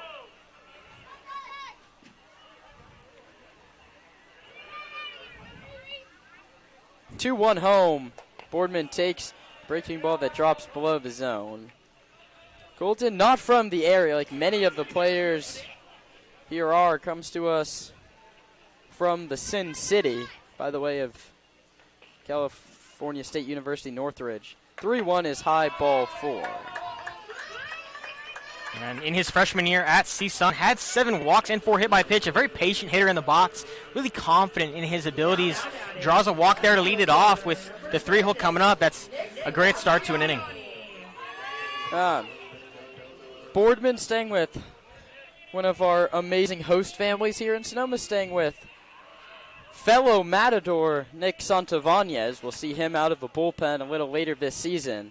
The first pitch to a very local product in Nick Sebastiani. He definitely doesn't need a host family as he takes called strike number 1. No balls and 1 strike. Sebastiani, all CCL North last season for Sonoma. Takes low. Brinson knocks it down. Boardman runs. Now we'll have a play, but Colton safe.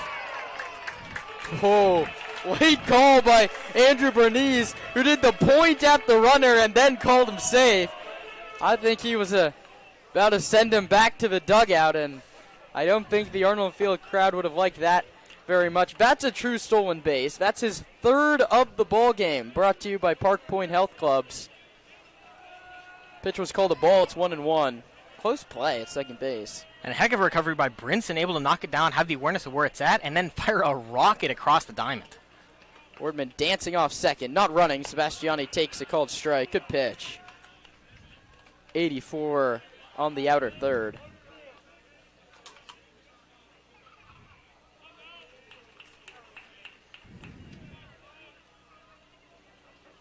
One-two coming.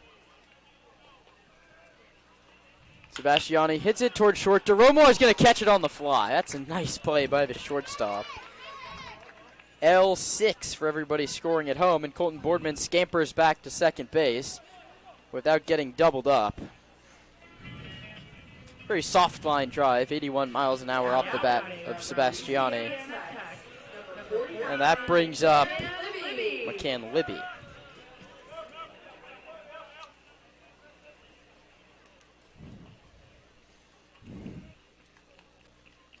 Who awaits the first pitch, looking to drive in that run. And he swings first pitch and hits it to the right center field gap. Mason chasing over, still chasing over. He's not going to get it, and it's going to one hop all the way to the warning track. Easily scoring is Boardman. Libby cruises into second with a stand-up RBI double. His second hit of the ball game. Halfway to a cycle from the kid from Frisco, Texas. And that ball hit a good mile into the right center gap. A heck of a run for Mason, and he nearly got there, but like you mentioned, halfway to a double. A great start to the night for McCann Libby. And I mean, it's so difficult to hit a ball out of Arnold Field, really anywhere between the flagpole and dead center all the way to the start of the scoreboard in right center. That one went 341 feet. That's 7 feet less than the home run. But McCann Libby gets half the bases. He's out on second base representing the tying run.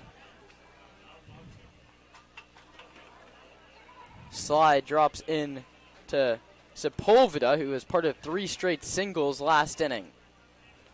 Let's see if he can drive in Libby. Hitting room on the right side and in right center. Fastball outside, 1-1. I mean, it's hitting room in both gaps. And it's not even really like players aren't playing their natural position. There's just acres and acres of outfield grass, as Jelani Mason saw there as he was chasing that McCann Libby towering fly ball. Sepulveda challenged on a high fastball and fails. It's 1-2. Good pitch. That's my best stuff versus your best stuff. I'm going to throw you fastball as hard as I can at the top of the zone, and Sepulveda chased. Scored on a fielder's choice. Last inning, looking to be the RBI man here. Libby off second. Sepulveda, it's a pop-up. He's not pleased with himself as he fires the bat down, and the second baseman Schaefer makes the play. That was a pretty routine play. They didn't need Tyler Nordyke out there. It was the second baseman yesterday. Seems like he was stealing hits from the Stompers every time we looked his way. And a tough outcome there from Sepulveda. You got a runner in scoring position and just one out. You want to try to at least get him to third base, if not score him in the unproductive pop-out. Yeah, Baker, who singled his last time up, chased Divines from the ball game. And a lot of times, especially at the major league level, right, between second and third with 2 outs doesn't really matter because you're scoring on a base hit. But the amount of times you can score on a pass ball or things like that, really getting from second to third, that's maybe the most crucial 90 feet, especially games here at Arnold Field. We've seen 7 pass ball wild pitches in the last 2.5 innings. You really want those productive outs, can be huge. 4-3 Express as we play in the home half of inning number 3. Baker grounds it foul off his foot.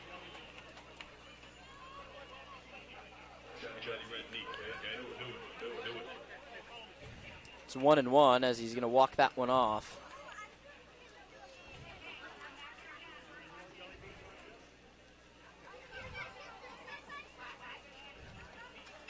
One ball and 1 strike. Stompers trail 4-3. Bottom of inning number 3. Baker the hitter. McCann Libby out at second base. 1-1. Over but low. And the count's 2-1. No action in the Express bullpen. The action's calmed down in the Stomper bullpen. Maybe Leone gets the 4th. We shall see. Stompers would love to tie the game before anyone has to get back out on the mound. Baker takes a called strike 2-2. Buckled his knees there. Watched it go by. Trent Keys, we've seen the home run power, waits on deck.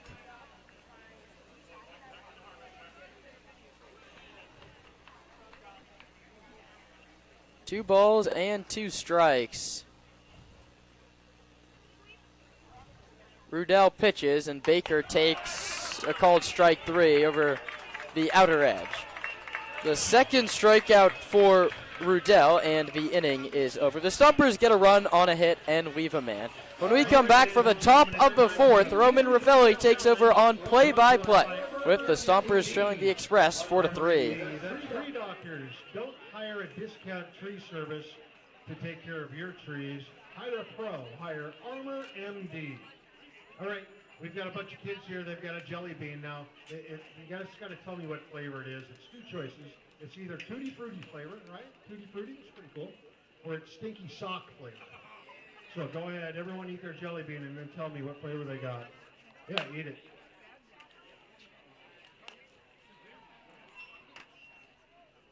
Tutti Frutti. Stinky Sock. Fruity. Tutti Frutti. Stinky Sock. What flavor did you get? Oh yeah, eat it, eat it. Did you eat your jelly bean? What flavor is it? Sticky. What flavor is yours? Sticky Sock. What flavor is yours? Blueberry. Blueberry, all right. That's the Bean Boozle Challenge brought to us by Arbor MD, the Tree Pros. Hire Arbor MD for all of your tree and landscape needs.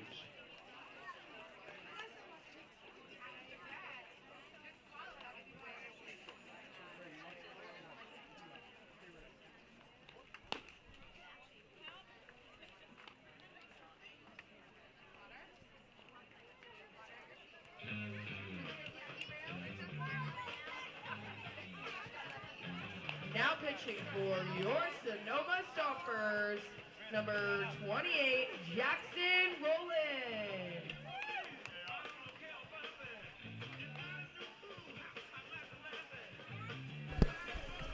back here in Sonoma. New pitcher on the bump, Jackson Rowland. We closed the line on Brandon Leone. 3 innings pitched, 4 hits, 4 runs, all of which earned. Did not walk or strike out a batter.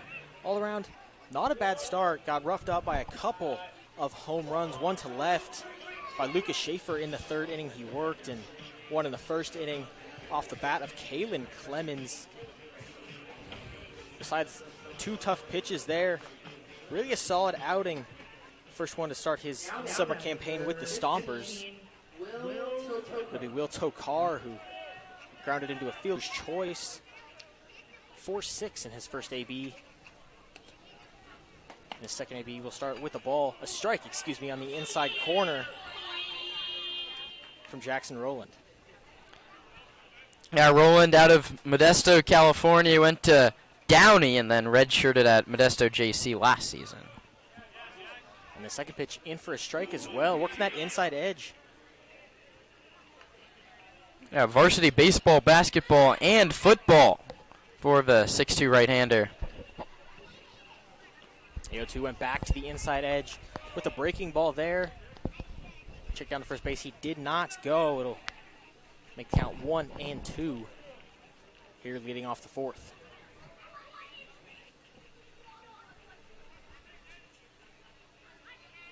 And the 1-2. Center with the breaking ball in the dirt. Now 2 and 2.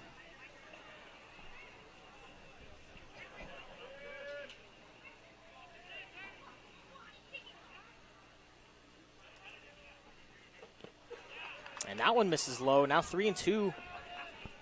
Tokar battling all the way back from an 0-2 hole.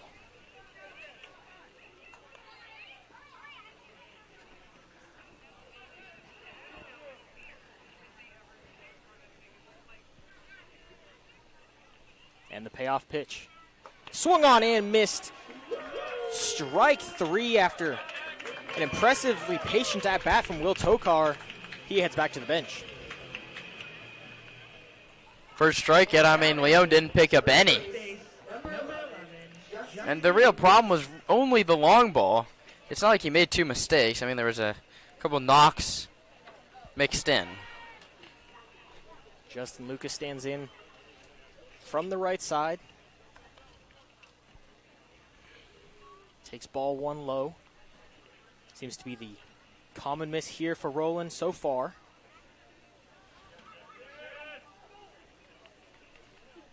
The 1-0 also misses low and a touch outside.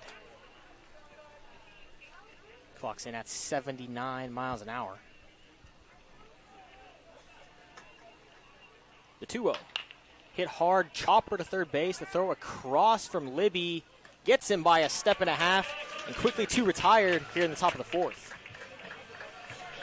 Rowland seems to be settling nicely. Brings up Blake Bryson playing third base. Had an 8-4 fielder's choice in that 2nd inning. Was stranded at first base.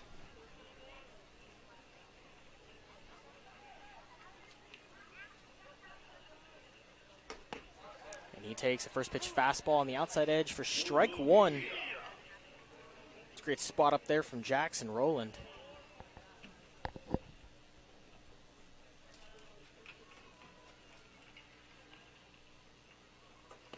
The 0-1 misses low and in.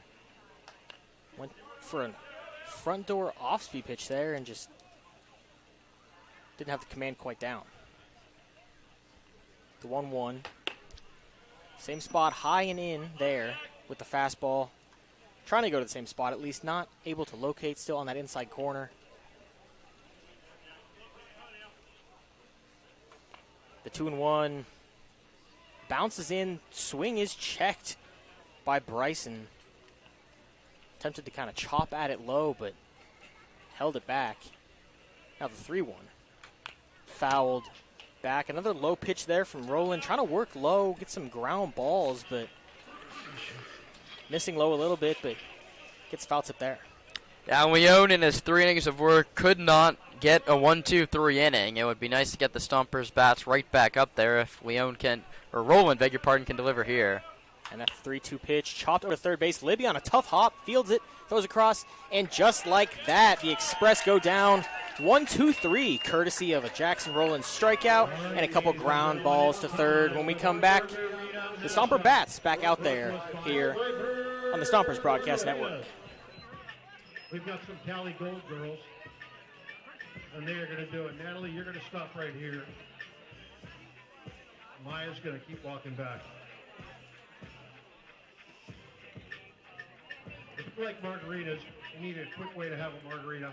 All you got to do is purchase Flybird Margarita. Open the bottle, pour it on ice, and you've got Flybird Margaritas. All right, ladies, are you ready? On your mark, get set, go! And they're off. Boom! Wow! Natalie really nailed. All right, you ready? We're going to do it again. All right, Natalie, stand back. All right, Natalie, let's go. Go. Ooh. All right. They tied it up. Back it up.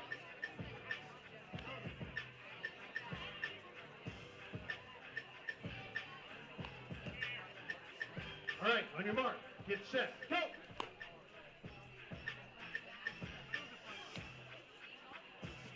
All right, we got one roller. Natalie's the winner, Maya. It was one win and 2 ties. That's the Margarita Mashup brought to us by Flybird Margaritas. All you need is a glass of ice and a bottle of Flybird Margaritas. And you're drinking margaritas in the backyard, no prep, no mess, no muss, no fuss, just Flybird Margaritas, margaritas on the fly.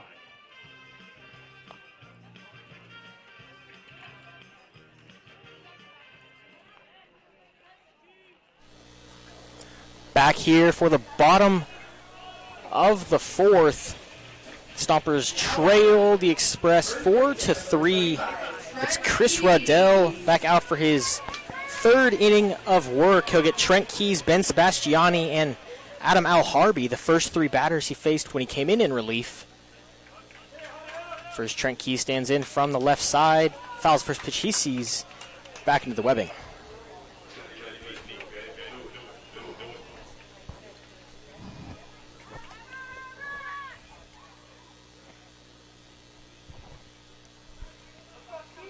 Keys out of Los Medanos, played 43 games in the 2025 campaign. Hit .282 in those 43 games with a .383 on-base percentage. Had 40 hits and scored 23 times. Also had 3 triples, as well as a pair of balls over the wall. Now the 1-1 pitch fouled off once again. Had a big shot to right field last night, and well, as you heard in the pregame show, my player to watch tonight, getting the start once again at first base. Gonna have to battle here 1 and 2 as Ruddell comes set at the numbers and pitches. Hit hard into right field, just over the diving glove of Lucas. And Keys is going to have himself extra bases there. A head first slide into second base to lead off the inning.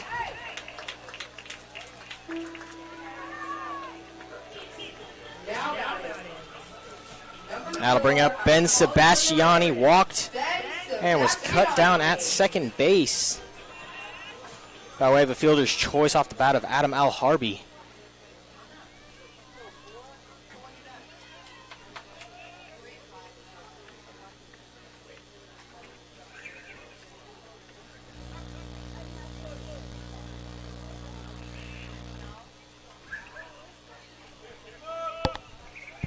Got to get this run home any way you can. Runner in scoring position, nobody out.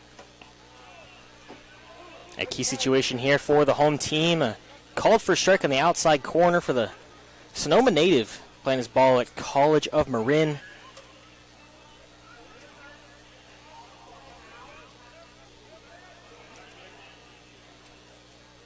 Now the 0-1 chopped, just foul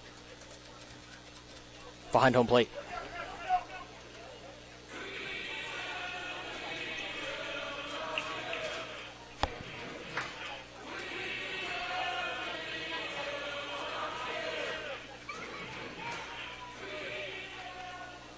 Now an 0-2 count.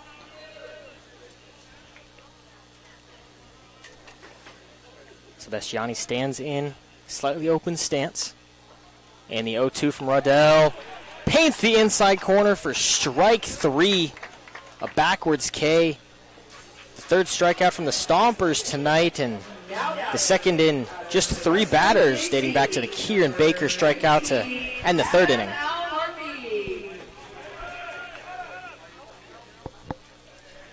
Brings up Adam Al-Harvey playing second base tonight for the Stompers. Had a fielder's choice in his first at-bat back in the second inning. He'll watch ball 1.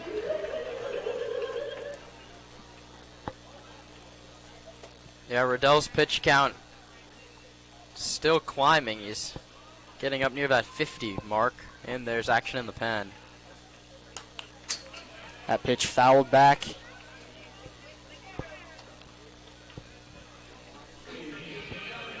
Big at bat here for Al Harvey. You got the runner. Leadoff double by Trent Keys, followed by a backwards K from Ben Sebastiani. Need to get this run no less than 90 feet away.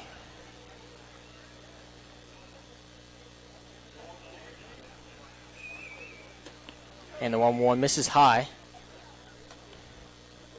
Seeing the pitch count climb, and the mechanics loosen up a little bit. Just dropped the elbow there. Did Chris Rodell force that ball trajectory up in the zone?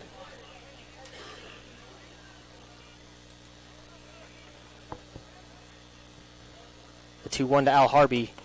An excellent breaking ball on the outside corner there. Now evens it at 2-2 and opens up the playbook here. You can go back to the off-speed and challenge high with a fastball. You've got the ball to give, but an important pitch coming for both sides.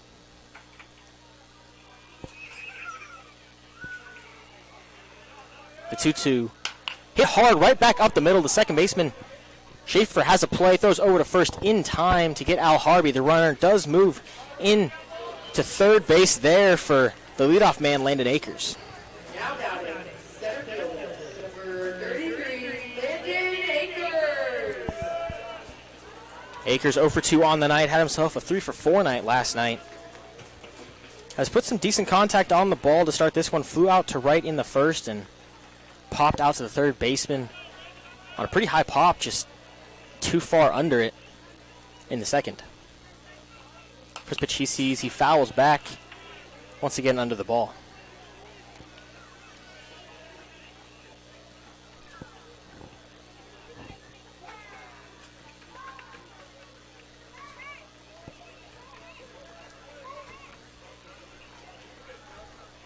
Tying run 90 feet away. I mean, it's still early in this one, but you want to get that run home any way you can.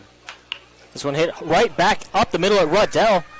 Schaefer comes on to make the play in time, gets Akers by about a step, and despite a leadoff double, Chris Ruddell does not allow a run to score. Sets him down, strikeout, ground out, both 4-3 putouts. And that'll take us to the top of the fifth, a 4-3 lead for the Express here on the Stompers Broadcast Network. At Frisco Rents, you can rent just about anything you need. Big or small, Frisco has it all. Here it comes. Let's do it. That's right. Aha.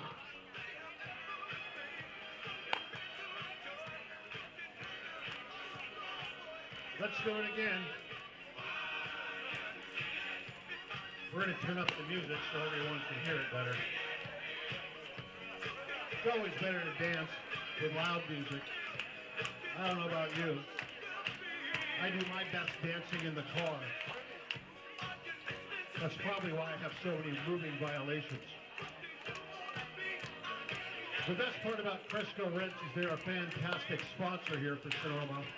So out of their 19 locations in the Bay Area, you can go to Santa Rosa and you can go to Napa to find whatever you need to rent, big or small, at Cresco Rents. Here comes the YMCA part again, everybody. You ready?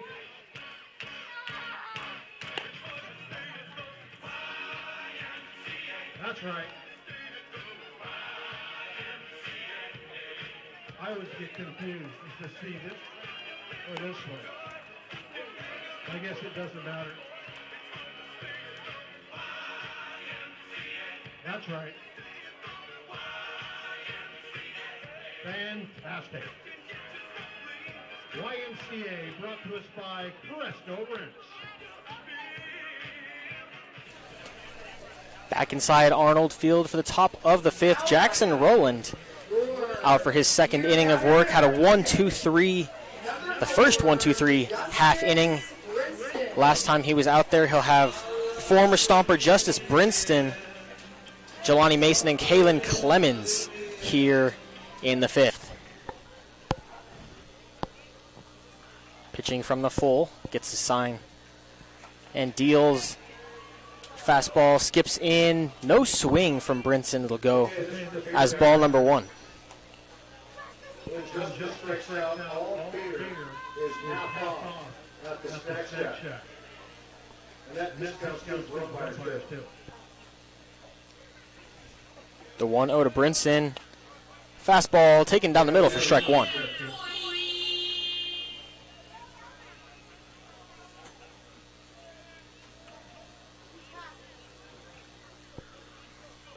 The count even at ones. The pitch hit hard. Chopper fouled on the third base line. 1-2 for tonight's beer batter. Folks at home can't quite enjoy the benefits of that, but if Brinson strikes out here, all beer half off inside Arnold Stadium. Get the fans extra rowdy. The 1-2 pitch. Fouled back. Right on it. Right on it. Fouled it straight back to the screen. That fastball got a little too much played, if you were to ask Rowland. And the 1-2 part two. Outside corner. A great take there from Brinson.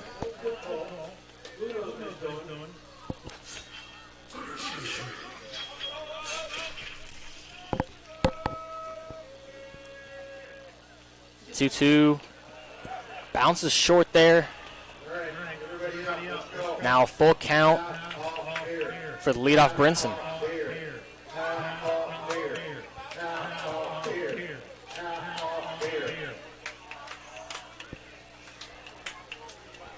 And the payoff pitch.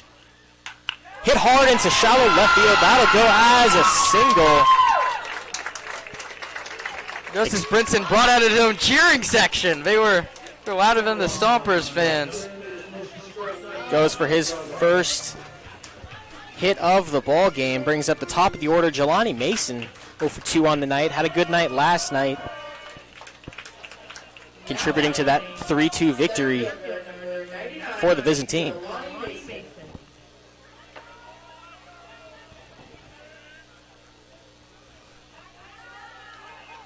And squares to bunt. That one pulls it back in time and gets hit by the pitch. Does not impede the lane. So now first and second to start this inning. Now you're getting a little worried. The offense hasn't been great, especially since they got their 7 runs against the Honors early. And then yesterday, bats are quiet. You're struggling again with runners in scoring position, and Zach Pace is gonna go talk to his righty and bring the whole infield with him. Pace just wants to give some words of affirmation, more than likely here.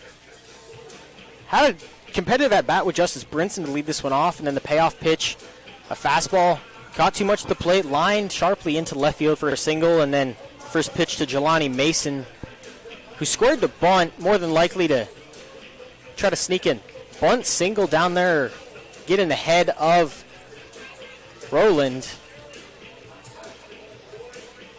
Gets hit by the pitch, and now trouble brewing for the Stomper defense.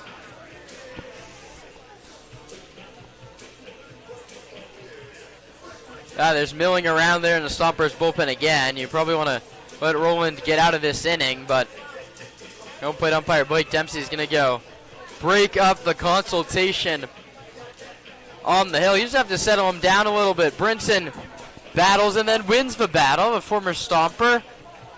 A nice piece sitting back here at Arnold Field, and then you come inside on a square to bunt attempt, and now you're in a world of hurt if you can't get some outs here.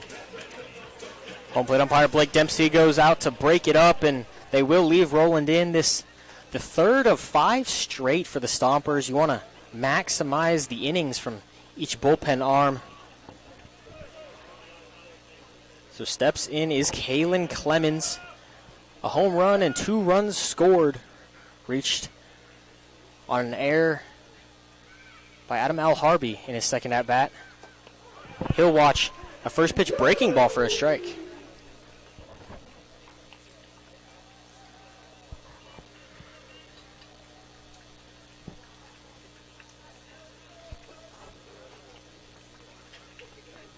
And the 0-1 to the close stance. Clemens fouled back. Snagged by the on-deck batter there. Now 0-2.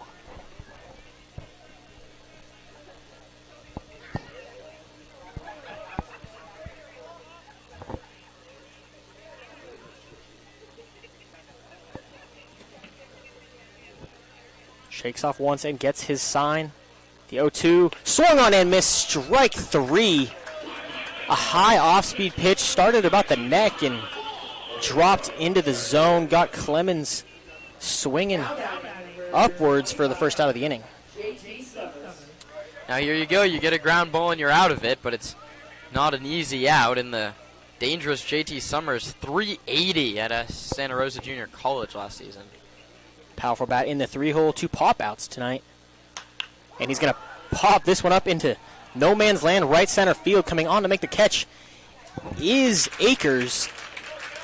And first 2 on, the second 2 go down by a strikeout and a pop-out. And light at the end of the tunnel shows for Jackson Rowland.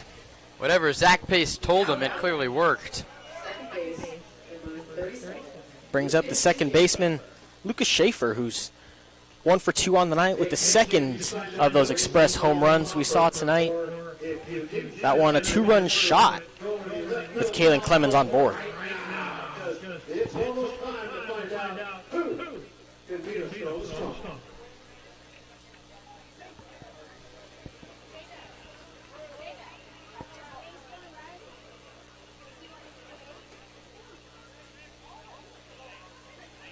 First pitch to Summers. Misses outside. Starts the count with the fastball. Rowland looking to complete his second clean inning. This one messier than the first, but still no runs allowed. And this one hit high and foul to left field. Well early on the off speed there.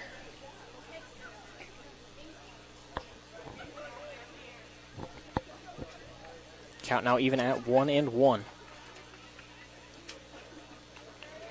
Rowland winds and deals. That one fouled straight back there. Now 1-2. Center cut, 76 miles an hour. Got away with one there against Schaefer, who's already put one into the seats. And the 1-2. Rowland gets his sign, comes set at the belt. The 1-2 pitch, swung on in, missed, strike 3. Off-speed pitch going middle to out. An excellent work out of the jam from Jackson Rowland, and going to get the bats back out there for the bottom of the 5th.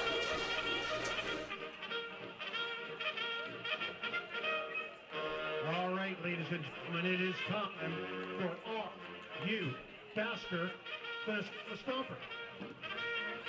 We've got our kids lined up right now. And we got Stompers lining up.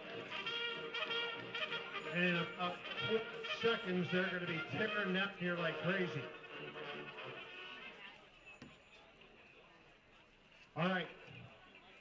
This may be the biggest Kentucky Derby style. Are you faster than a stumper race of all time? On your marks, get set, go! And they're off. Down the stretch they come. They're going quick. Holy cow, I better get out of the way!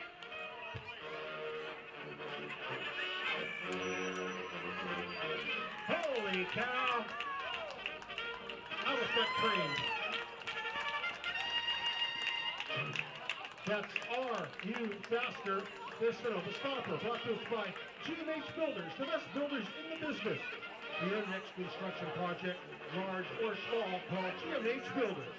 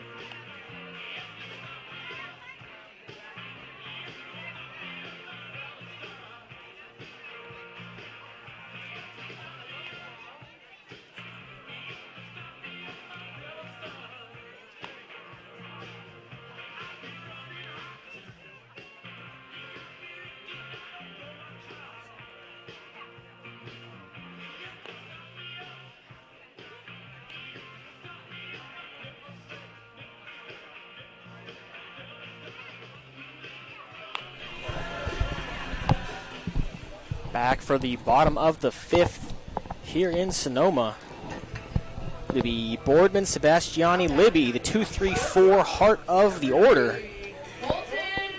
Boardman been aboard twice, reached on an air in the first and walked in the third, scored a run the second time. Was cut down on an excellent throw from Clemens in right field to end the bottom of the first, and hits a hard ground ball foul to the right side on the first pitch he sees. I think that run that was taken off the board looms ever larger as the Stompers continue to trail into the middle innings.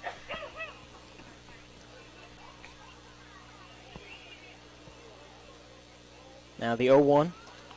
Fastball spiked and Ruddell slipped a bit on the bump there. No movement in the bullpen for the Express. Jeff England standing arms crossed, looking on to his pitcher that's now really fully in the bright sunshine. The left field and really left side of the infield is now fully cast in shadow. The 1-1 to Boardman. Hit hard into center field. Going back is Mason. Has a beat on it and will make the catch. 1 up, 1 down to start the 5th.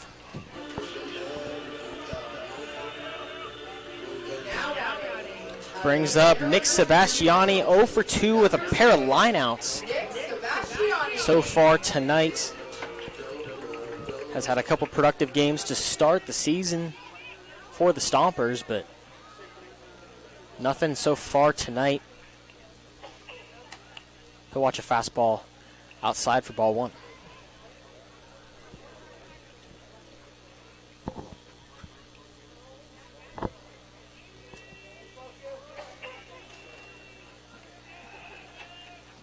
The 1-0 off-speed pitch, a curveball looped in there for strike 1, evens it at 1 apiece. You've got Libby. He's the guy that's hit the ball hard already today. Single, doubled, scored a run. You got to get on for him. And he'll give a hack, but foul it off. Now 1-2. Libby on deck halfway to a cycle with a run scored, a single and a double. Seeing the ball well off both pitchers. Had a single off the starter and then a double off Ruddell. 1-2. Fouled off once again.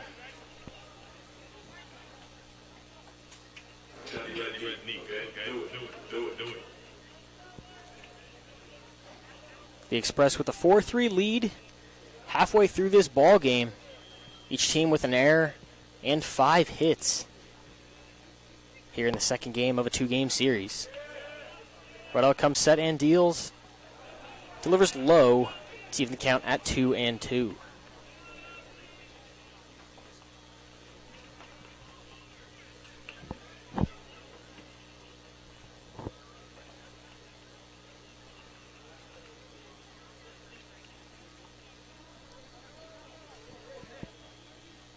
The 2-2.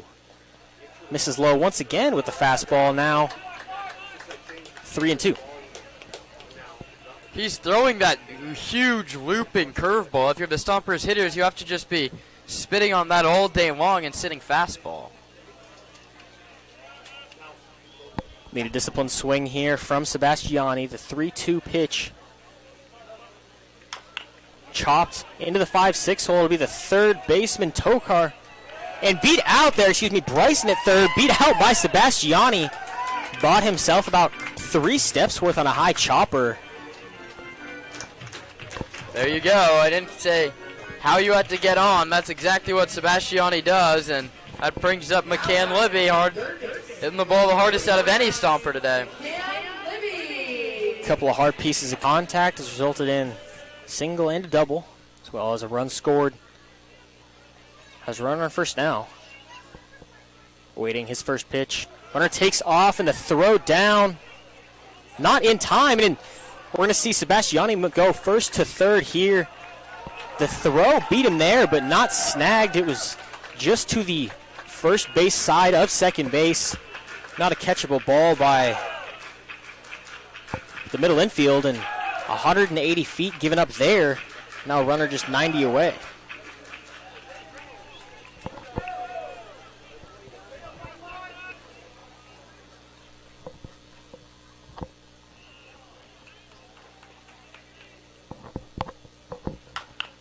Libby chops this one foul down the third base line. That'll go down as a stolen base and an E2 on the throw. Infield staying back for the Express here, even with that run 90 feet away and less than 2 outs. Really, your Libby, a ground ball does the job. Sebastiani with good speed at third. Libby watches ball number 2. Fastball up. The 62nd pitch from Chris Riddell.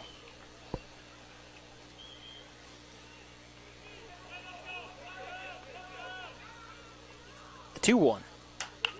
Chopped at foul there. Down the right field line. Tardy on a fastball. Now even at 2-2. The tying run just 90 feet away.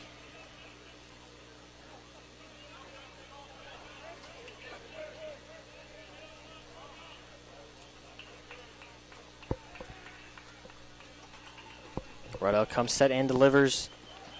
Spikes that fastball in the dirt. Now 3-2 to Libby.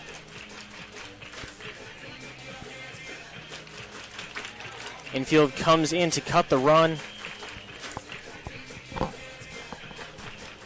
Just playing the defense by the count. 3-2 here.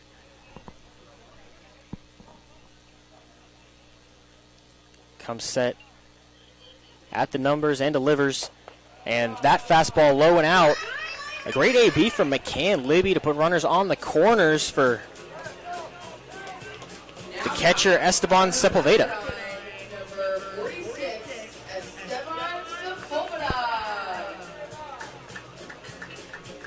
Sepulveda, a single and a pop out. Did score a run in that second inning, the second Stomper run of the game. This will be his second AB against the reliever Chris Riddell.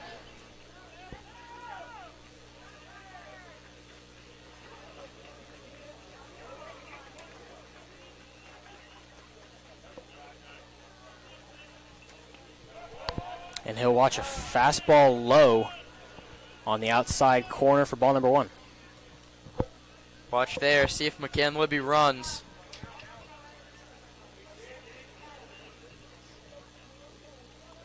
Takes a peek over to Libby at first. Delivers home. Popped up from Sepulveda. Second base, Schaefer makes the catch. And now 2 gone with 2 on board here in the bottom of the 5th. Now batting, number 12, out of College of San Mateo, Kieran Baker. Can't happen there if you're Sepulveda. You have the runner 90 feet away. You got to get him in. And now there's a much lower chance that you send Libby with 2 outs. You can't make the last out on the bases there.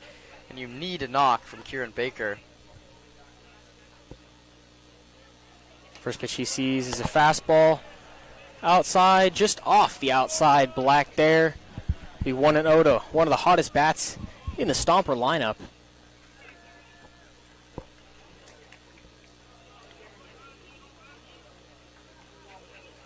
The 1-0. Also outside and low. Base open technically. I mean, you don't want to walk him. You have runners on the corners. You don't want to bring up Trent Keys with the bases loaded. Would be a second bases loaded at bat of the game.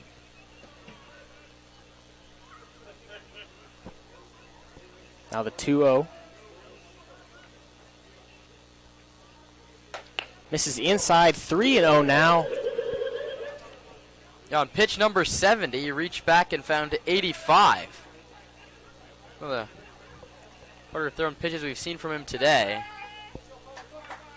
And likely his last batter of his night. We saw the bases loaded and pitching change made when Riddell came into the game. The 3-0. Watched for a low strike. Baker on the late call thought he had ball 4.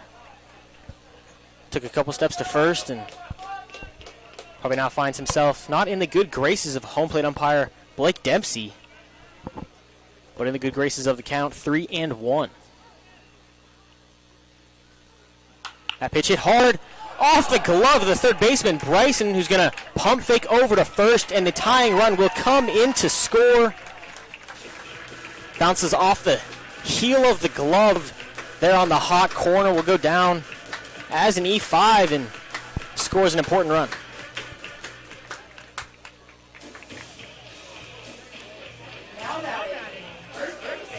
Correction, that'll be scored as a hit there, the 7th of the night for the Stompers. Libby goes first to second, and Baker now standing on first for Trent Keys.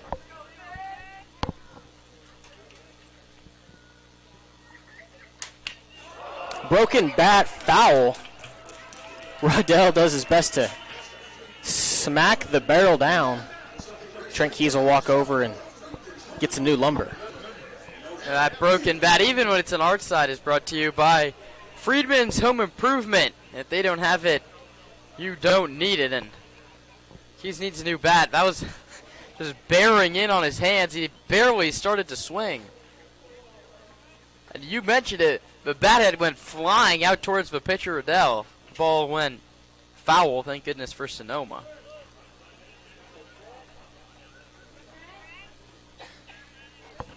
All things considered, an 0-1 count here with 2 outs and 2 on. Keys swings through a fastball there, high in the zone. Quickly down 0-2.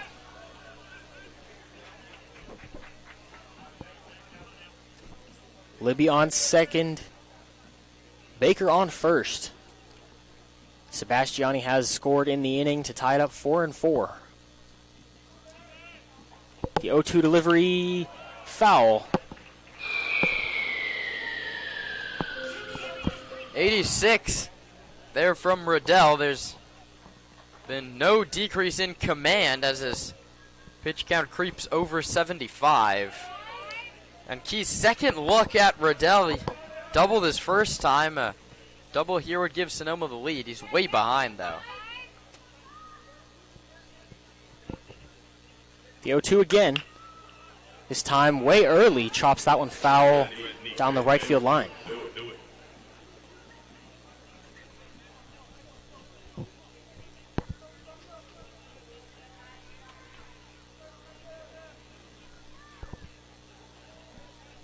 He steps back in. Ruddell on the bump.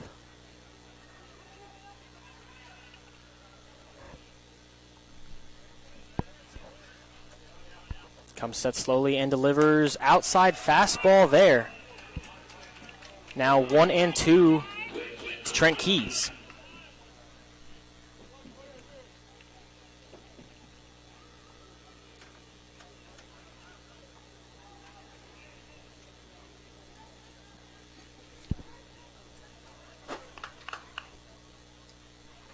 Right on left advantage. Keys, that one hit sharply down the first base line. An excellent play there off a weird hop on the infield, and the Stompers get one back in the inning, but leave two on base.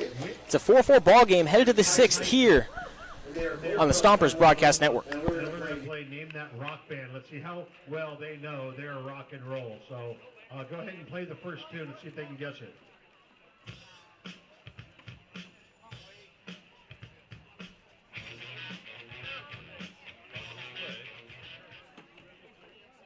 Walk This Way, Aerosmith. Yeah. That was cool. Yeah. All right. That's the first one. Give me another one.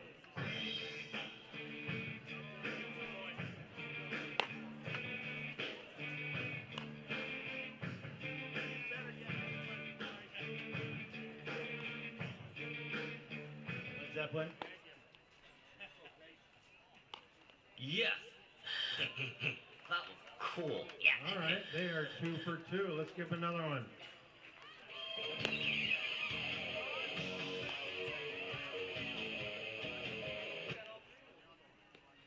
All right, I need an answer. Ozzy Osbourne. Ozzy Yes. Osbourne. That was cool. All right. Okay, we get room for one more. Yeah, baby. Let's give them one more real quick. This is a bonus track right here.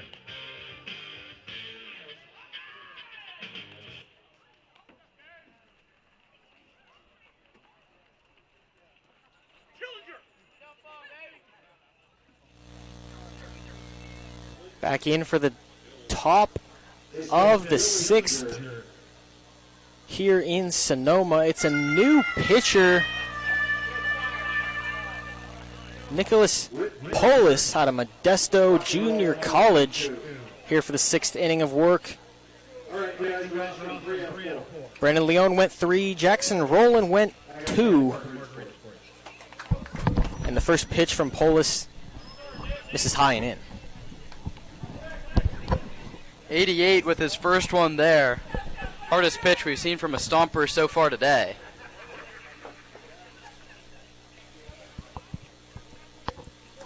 Second pitch, same on the inside corner there. Sonoma Stompers, number 35, Nicholas Bullis.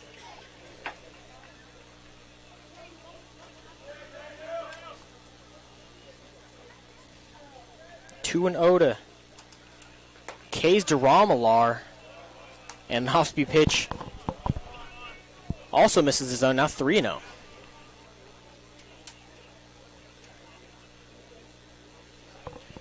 Yeah, Polis didn't play at Modesto JC last year. And the 3-0 delivery misses. So a 4-pitch walk to lead off the inning. Not the start you're looking for if you're Polis. 6'3", 220-pound right-hander out of Modesto. Still looking for his first college action. How to bring up Will Tokar. Reached on an air and struck out so far in this one. Ball kicked around a bit, but no movement on the paths. As the catcher, Sepulveda, is going to go talk to his new pitcher. I mean, your offense has done the job. They've finally gotten you back in the ball game. You need a shutdown hitting here if you're Polis. You can close the line on Rowland. Went 2 innings, gave up 1 hit, and struck out 2. No runs or walks.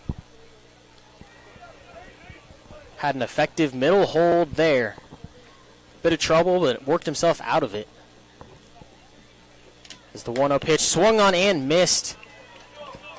First strike is seen from Nicholas Polis, something that he's going to look to build the Quickly momentum action off of. behind him.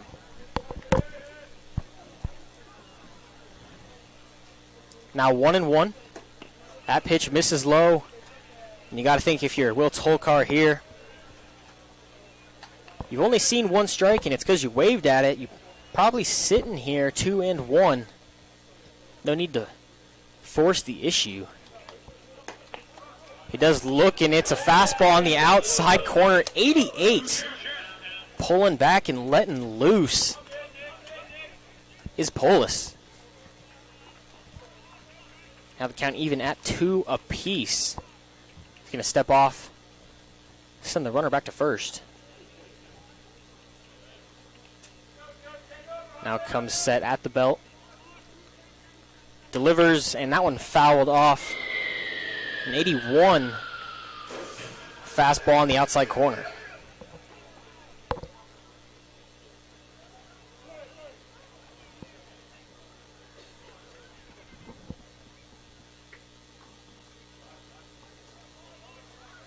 Two and two again. That pitch spiked in the dirt. The runner goes, and Sepulveda put a great block out there, but kicks about halfway back to the bump, and the runner will advance.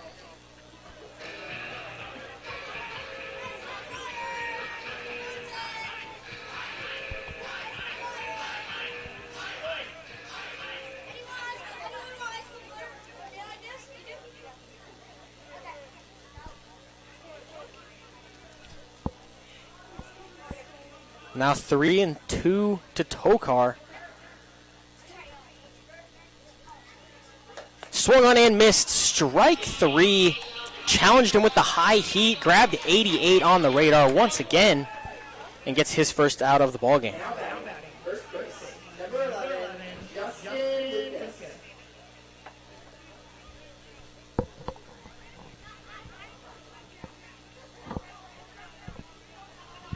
Brings up Justin Lucas, who will take strike one. The first strike 1-0-1 count. We'll see. Good job getting ahead there, and he got ahead with 90 over the inner third, and a righty up in the bullpen for Sonoma. Now the 0-1 swung on and missed. Tardy once again as he hits 90 again. You know, they say the bullpen's for warming up, but turns out it's the third batter of the inning when the warm-up's complete for Nicholas Polis. Quickly ahead 0-2.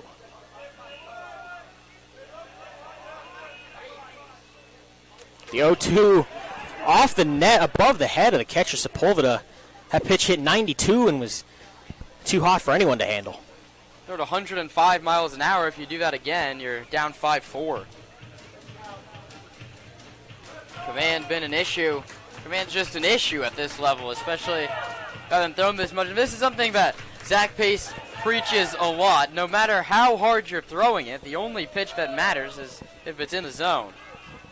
Won't be happy about that one. Now 1-2. Hardly off the end of the barrel there. Here you're in an interesting situation. Infield's drawn in. He clearly has the stuff to blow it by you. You need a strikeout in this situation, but also the command has eluded him on a couple of pitches. Stompers executed the infield in play correctly yesterday, cut down the run at the plate. The 1-2 spiked in the dirt, another fastball. And for the Stomper infield, you got to be aware, you know, the velo going in is also contributing to the velo coming out. Specifically looking over at McCain Libby on the hot corner. Get another ball in the 90s could be too much to handle. The 2-2 swung on and missed for strike number 3 and out number 2. That's a big sigh of relief because you bring the infield back, but there's still got to be a little bit of nerves after you've seen a couple get past Sepulveda. First pitch swung on and missed by Blake Bryson. First pitch off speed, if you saw 92-92 in the last at bat. I don't know if that one came from the dugout, Sepulveda, or the pitcher himself, but a nifty piece of pitching. Gotta wonder if they'll go off speed again here and try to finish him with the heater. The 0-1 off speed again. That one misses outside, so doesn't quite set up the sequence I alluded to, but nonetheless, Bryson get to see the heat. I mean, his off speed's 82. We've seen some fastballs from other pitchers hit around there. Goes to the heat there, 91, high and in, right on the hands, a great spot. Now 1-2.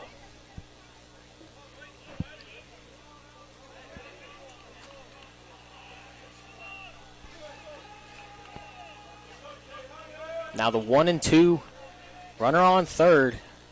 Comes set, delivers that one into the left-handed batter's box, but an excellent block from Sepulveda. Evens the count at 2-2. Pepperdine backstop just saved a run.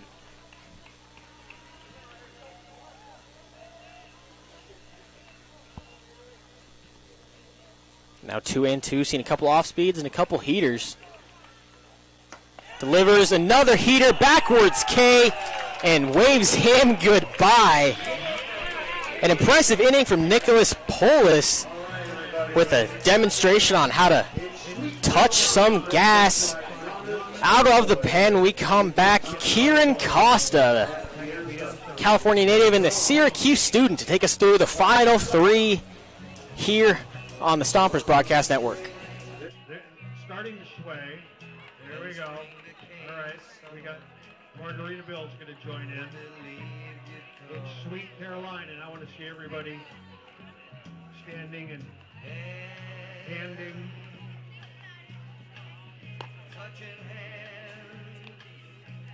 All right, here's everybody's big moment.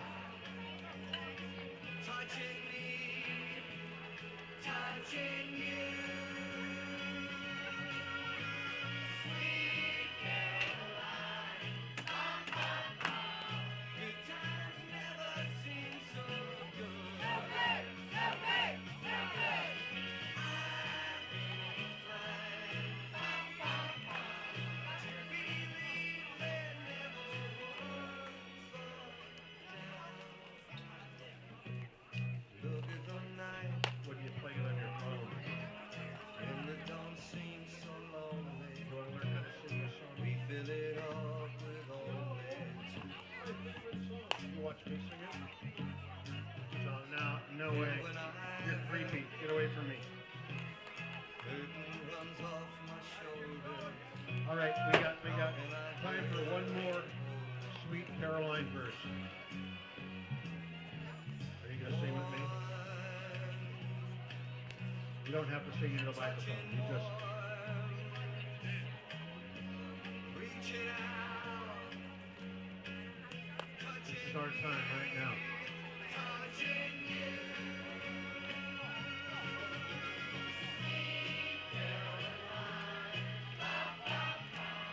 Good times never seem so good. So good, so good, so good.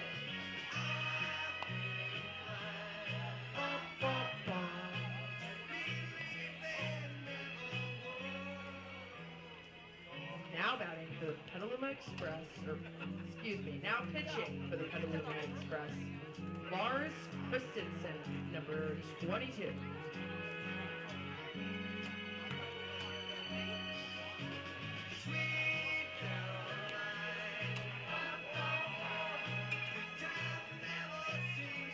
Half of Margaritaville hit the highway.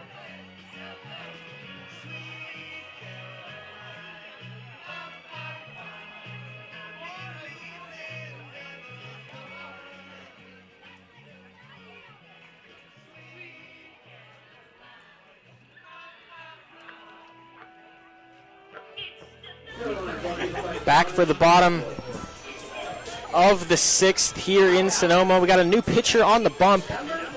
Lars Christensen for the Express.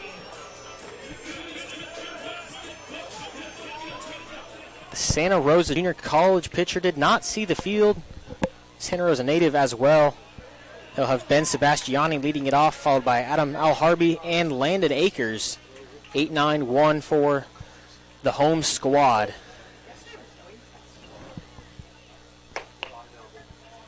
And Kieran Costa to close the line on Chris Ruddell. 5 innings, 4 hits, 2 runs, both earned. He walked 3 and struck out 3, allowed 2 inherited runners to score out of the 3. Not a bad outing for Ruddell. Gave his team 5 lengthy innings, but 5 effective innings. Got himself into a couple of jams, only gave up a couple of runs.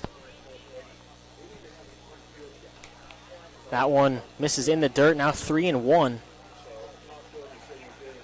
To the second of the Sebastianis in the lineup.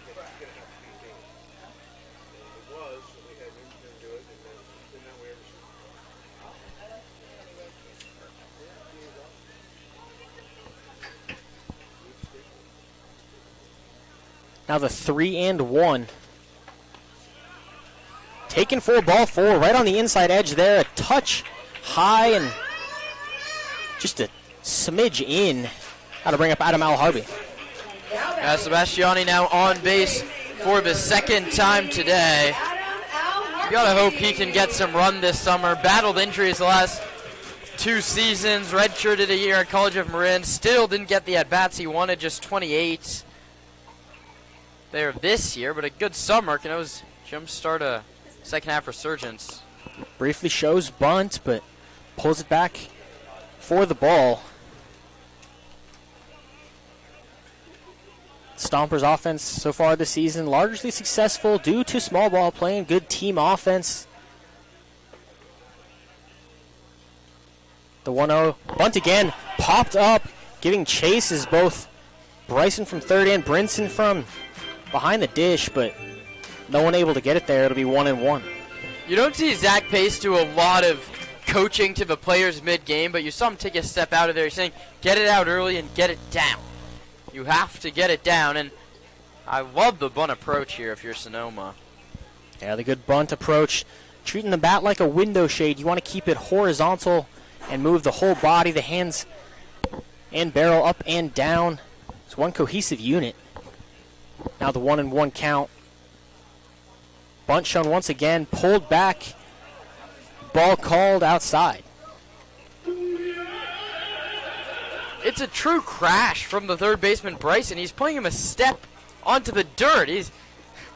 I don't think Adam Harvey's going to slash in that situation, and he's not even sold out all the way. And showing bunt late as well. Got to think the cat is out of the bag here. Puts it down.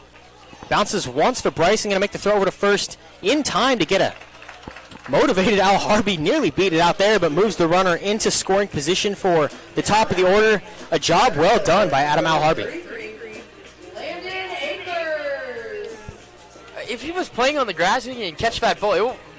It was an effective bunt, but it wasn't a great bunt. It stayed in the air to sort of like midway through the pitcher's mound. If you take that down the line, it made it halfway up the line in the air. If he was sold out, like you remember how Anthony Rizzo would play bunts, he would just stand halfway up the line trying to catch it.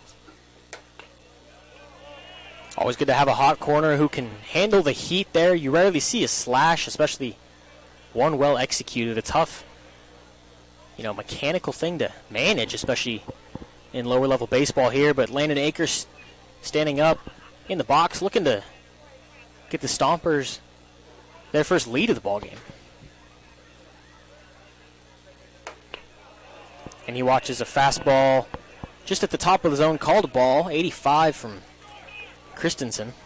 That was a little hard. I mean, he executed the bunt very well, especially after a tough first effort. It's a job well done by your 9-hitter, and you set up a guy who crushed the baseball during his college season. And that's a whole other piece of hitting at the bottom of the lineup. You got to learn to set the table for the top of the order, the guys who, in the major leagues, we get paid the big bucks, but it's that bottom of the order that has been productive tonight for the Stompers. Trent Keys has got a double. Ben Sebastiani has been on base from a couple really quality ABs and 2 walks, and then you get Adam Al Harvey there, reach on a fielder's choice, and now puts down a sac bunt to put a runner in scoring position. The 2-0 misses, and now the top of the order. 3-0 count to Akers with Colton Boardman on deck. To go back to Al Harvey for just a second, we had the bunt there, And then his last at-bat, there was a runner on second with 1 out, and he hit the ball to the right side, moving him over. 2 very productive at-bats from the Modesto Junior College second baseman. 3-0. Taking inside for a strike. Al Harvey won't necessarily jump out at you on the box score tonight, but a productive night and one that helps not just him, but the team. He does have a stolen base and an RBI from that first at-bat on the fielder's choice with the bases loaded. Now the 3-1 to Akers. Misses outside, went back to a breaking ball there and started at middle, tried to induce a swing and couldn't from a very patient, confident hitter in Landon Akers, which now puts runners on first and second for Colton Boardman. And if we go off numbers alone from the past college season, Landon Akers has the most impressive stat line on this team, and one of the most impressive stat lines we've seen a Stomper have in a college season in quite a while, especially for his age. But Bourne and Sebastiani and Libby all hitting ball well too. A base open, I'm not fully against a walk. Intentional or not, the command hasn't really been there in this outing for Christensen. 2 walks from Christensen put runners on first and second for Colton Boardman, who watches a well-placed fastball on the outside edge, just off it, but the call is strike 1.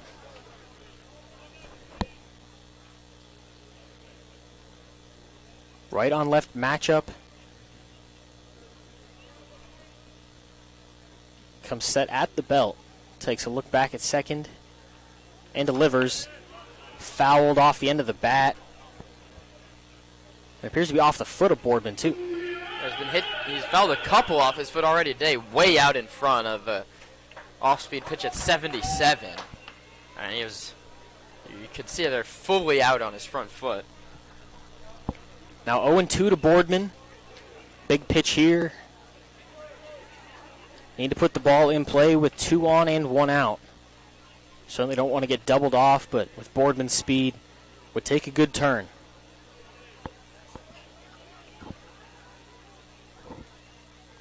That pitch lined into shallow right field, 1 hop off the dirt, and they're going to give a stop sign to Sebastiani, although it kicks off the right fielder's feet.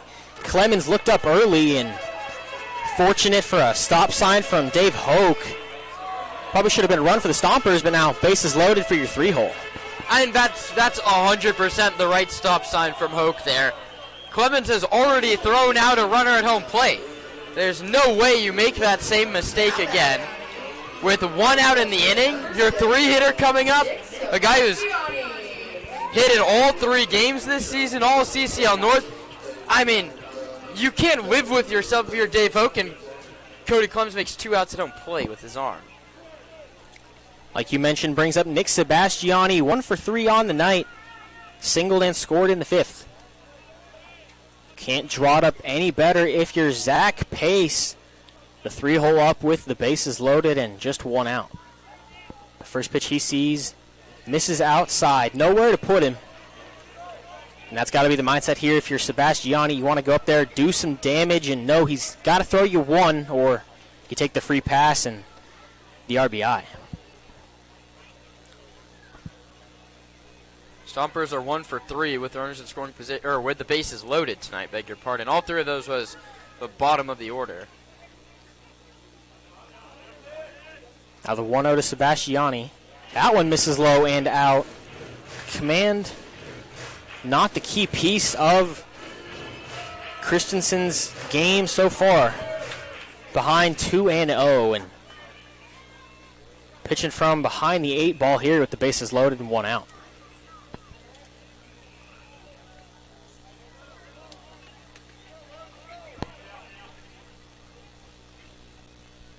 The 2-0. Misses high and in now, 3-0. Bit of an over-adjustment there, and this one's got to be in the zone.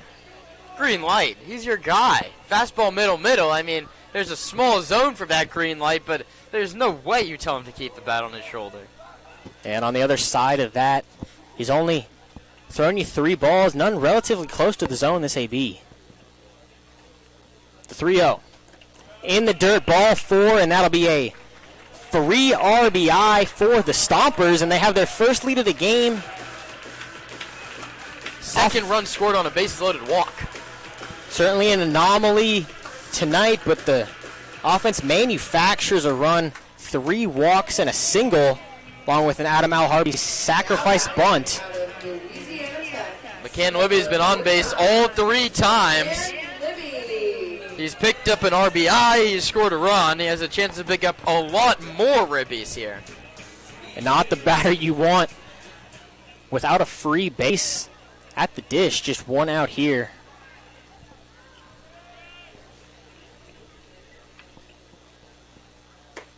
First pitch to Libby is on the low outside corner, strike 1. Good spot there from Christensen as you imagine Libby comes up with a diligent eye, knowing it took 4 pitches to walk in a run. The 0-1. Nearly the same spot, but called for a ball.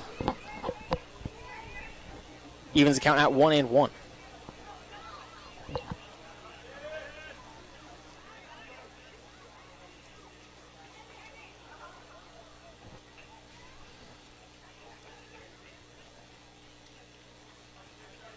Christensen comes set at the belt. Lifts the leg and deals. That one misses low and out. Now 2-1. Landon Akers on third, Colton Boardman on second, and Nick Sebastiani on first. 3 walks and a single in the inning. Just 1 out with the bases loaded, and McCann Libby, barrel in hand, feet in the box. The 2-1 pitch. A fastball, practically middle, and that evens the count at 2 apiece.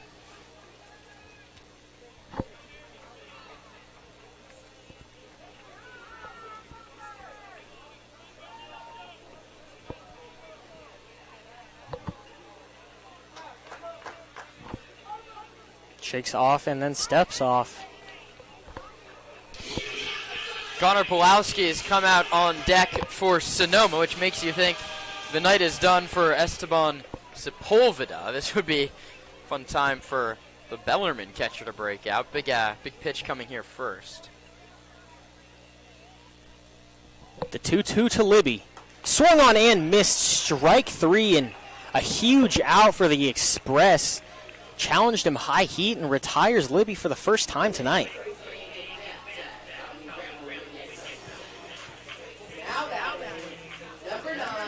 That will bring up the pinch hitter, and you got to think defensive substitution. Connor Pulowski got the start last night.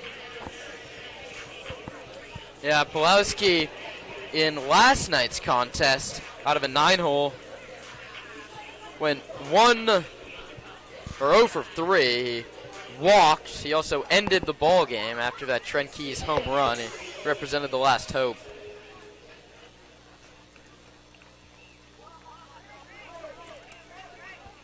Pulowski stands in on the right side, right on right matchup.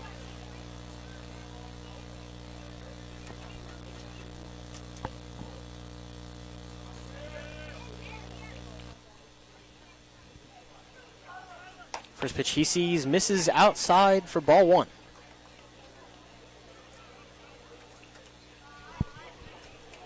The Bellarmine catcher transferred there after 1 season at Chico State and 2 at Butte College. The San Jose native appeared in 22 games, had just 4 RBI. The 1-0 pitch. Thought about swinging, but pulls it back, 2-0. Alexis gives a hit, has been all night with the bases loaded. Got to think the zone is a little bit smaller here for the pinch hitter Pulowski. Now 2-0 with 3 walks in the inning. The delivery, a high fastball just above the zone there. Now 3-0 for the second time in 3 batters. 3 walks and a bunt. the inning. Good small ball. Great small ball here from the home team. Pulowski 4 walks in his 2025 spring. The 3-0. Outside, and the second run comes across to score off of a free pass, now twice in 3 batters. Of course, separated by the McCain-Libby strikeout. That'll bring up another hot bat and a key piece of the offense through 3 games, Kieran Baker. San Mateo, right fielder, number 12, Kieran Baker. Kieran the Stompers seeing the other end of the stick here. Had several walk inning in the home opener, the season opener. In fact, in the 9th inning there, but having the base on balls go their way right now as that pitch misses low and out. The common miss. Yeah.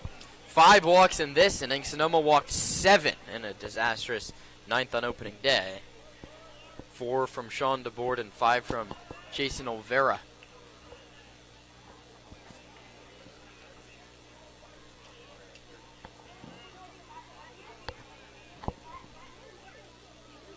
The 1-0 to Baker. Swung on and missed. Nice off-speed pitch there, just low of the zone. Aggressive hack there from Baker. The first 30 pitches coming from Christensen, 21 of them had missed the zone. Seems to be a spray and pray approach from the mound. Find himself in a 1-1 count with 2 outs. Check swing. Did not go from Andrew Bernaeus down towards second base. Makes it a 2-1 count.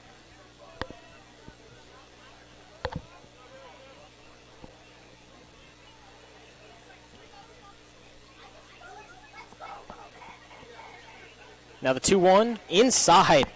Looked like a 2-seam fastball just got away from him, and Baker jumped out of the way. Though had it hitting the batter there, it'd be another free pass for a run. Jeff England looking down at his lineup card down outside of that third base dugout. He has no one up in the bullpen. I don't know who else he has to go to. The 3-1 misses outside, and for the 3rd time in the inning, it's not deja vu, just inefficient pitching. Another run walked on in.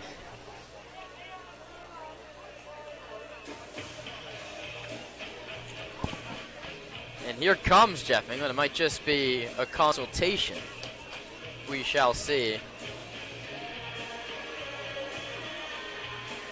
Certainly, script your pitching throughout a game, but you can't quite predict an inning like this, so we'll see. Straight out of the dugout, no bullpen visit made. And we'll introduce you to the new arm when we come back here in Sonoma.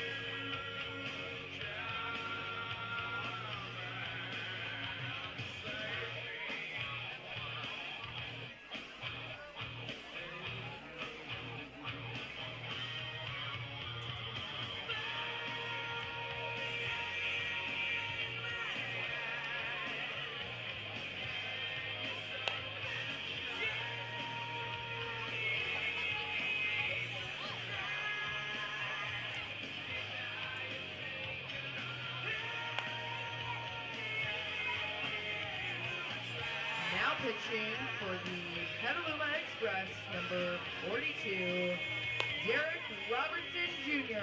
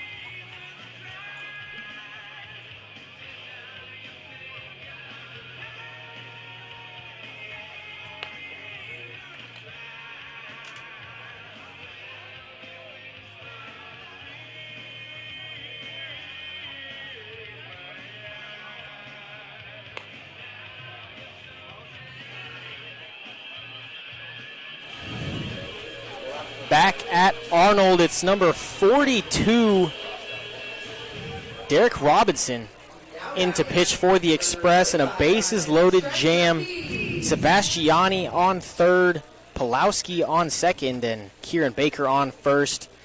The pitcher at Southern University of New Orleans, a 5.21 ERA, had 13 appearances, a save, 19 innings pitched, 22 hits given up, 11 earned runs, and 10 walks. Bit of a junk baller here. And gets a swing and a miss, strike one from Trent Keys. Yeah, we saw him throwing the knuckleball during his warm-up pitches. He started him out fastball and blew it by him. He did also strike out 12 in his 24-25 campaign. Ninth man to hit in the inning for Sonoma. That one misses high and out. Trent Keys, my key player to watch today, had a solo shot in the bottom of the ninth that nearly lifted the Stompers to a late rally, but fell just short. Now sees a 1-1 count and fouls that one off. A off-speed pitch, looped on in there. Blow this game open right here. Come on. A big AB for both sides here. A mess of an inning for the visiting squad. 5 walks issued by the first pitcher, and now requires the second to get the third out. The 1-2-2. Hit high into center field. The beat is made by Mason. Lost it for a sec, but found it, and 3-4 come across the score in the 7th, but we'll go to the top of the 7th here. A 7-4 lead for the home squad. The bars are going to close in the ballpark. I'm sorry, I don't make the rules. I just let you know about it. No more alcohol sales at the end of the 7th inning, so it's last call. Don't worry, though. If you still want to drink, Steiner's is open till 2 a.m. I'll meet you at Steiner's for a nightcap.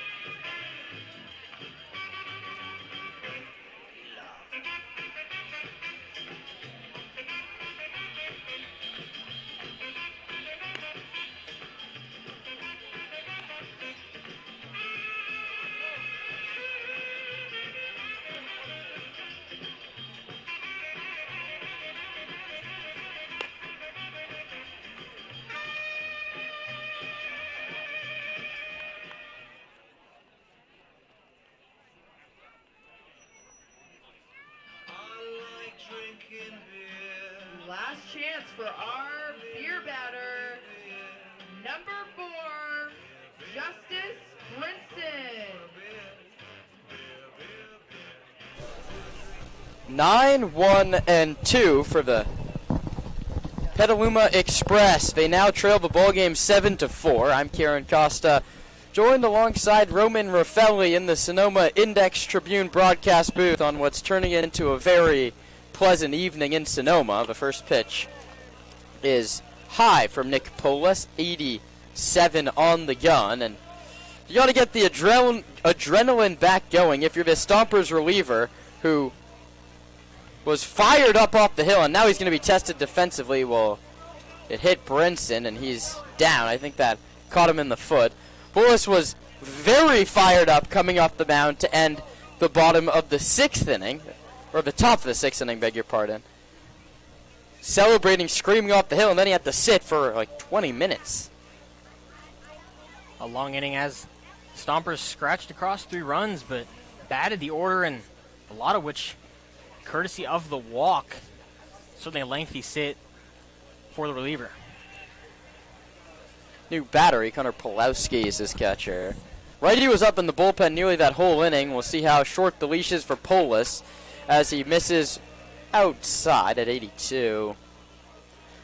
Pulowski replaces Sepulveda. Brinson has flown out and singled in his return to Sonoma. He takes outside 3-0, and this is what he did when he played for the Stompers. 5 walks, 5 hit by pitches in his 23 games. Sporting the white and orange. 3-0 coming. We'll see if the 9-hitter has a green light. He doesn't, and he takes ball 4 off the corner. Leadoff man aboard.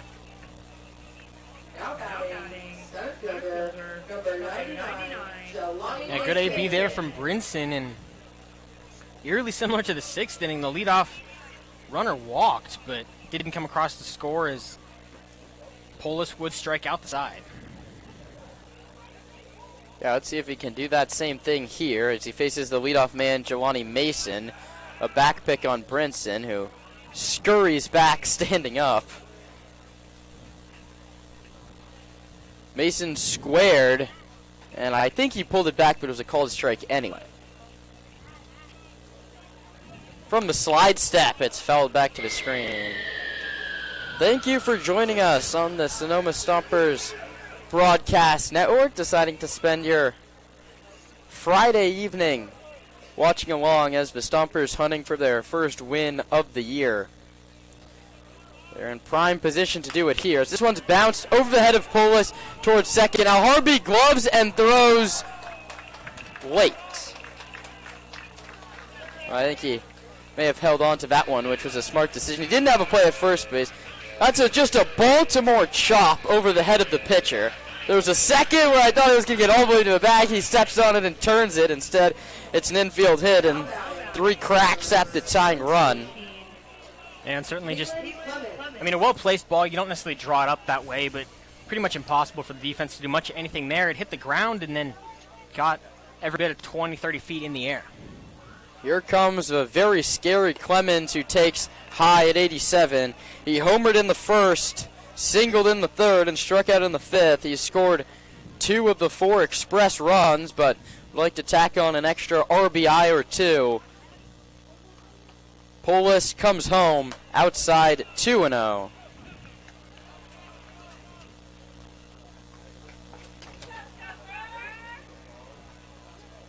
Temperatures dropped nearly 15 degrees since first pitch, and the flag out in center hangs limp, and Zach Pace is going to come out and talk to Nick Polis, and he was clearly thinking about going to the bullpen. He decides to ride with his guy, the third Modesto Junior College pitcher of the ball game, but he's in a little bit of a mess. Runners at first and second, walk, infield single, and he's behind Clemens, who's not a guy you want to put the ball in the zone to. And we saw a very similar thing last inning. Had a bit of a chat with the infield when he got into some trouble, but whatever Zach Pace said then certainly lit the fire under Polis and got a good result. Gotta wonder if we're gonna have the same situation here. Action in the bullpen. This one could be to buy your reliever a little bit of time, and Zach Pace will slowly walk back towards the dugout. He's in jeopardy of falling to 0-3 for probably one of the first times in his 7 seasons as the Stomper skipper. And they were a team that were just 1 win away from the CCL Championship Series last year. The meeting doesn't have instant effect. Fastball's yanked. It's 3 balls and no strikes, and I don't know if you put one in the zone here. Certainly not who you want at the dish. A solo bomb in the first. 3-0 coming. Polis pitches high and away. Ball 4. And the bases are loaded with nobody out. I don't think Pace is going to come back right away, but now there's a righty throwing in earnest down in the pen. Oh, and here comes Zach Pace. He's told Nick Polis it was his last hitter. And instead of turning the triple play to get himself out of the inning, he's going to have to walk back to the dugout alone. Bases full for Petaluma. They trail by 3. We'll tell you all about the new pitcher on the other side. Stompers lead at 7-4, but it's getting closer on the Sonoma Stompers Broadcast Network.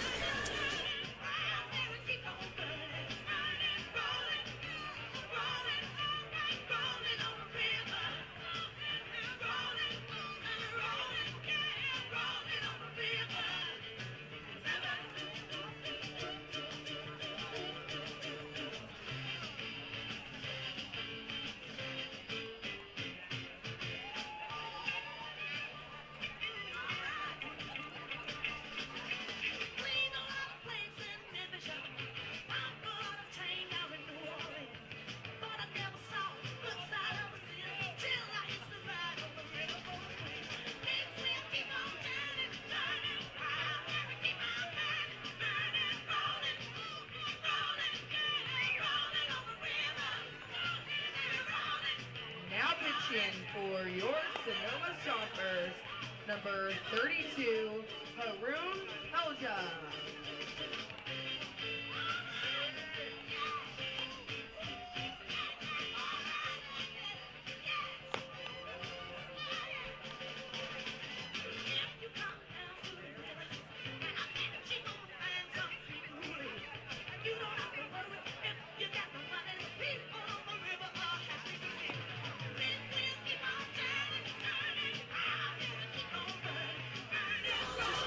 Welcome back to the Sonoma Stompers Broadcasting Network. Let's paint a picture of what could be yet another heartbreaking loss for Sonoma. Nick Polis started this inning. He did not record an out. Walk, single, walk. Bases loaded, nobody out, 3-run game. And Zach Pace is going to go to his bullpen for the 6'5", 230-pound right-hander out of Melbourne, Australia, who's been around the block, to say the least. Went to college out in Australia, came here to play at Ventura College in California in 2022, Howard College in 2023, and Spring Hill College in 2024. He's at his 4th school in as many years. He just finished up his senior campaign at Youngstown State. 17 appearances, 29.1 innings, an 8.28 earned run average, and the scariest stat is 4 more walks than strikeouts. A free pass does you absolutely no good in this situation against JT Summers. And he also hit 19 batters in that spring campaign. Gotta put the ball over the plate. No place to put Summers. The first one is inside at 85 miles an hour. Not particularly close. And Roman, we've seen this story before. Just 2 nights ago, the Stompers issued 7 walks in a 4-run Berkovich Honors opening day rally. Pelja sets and deals.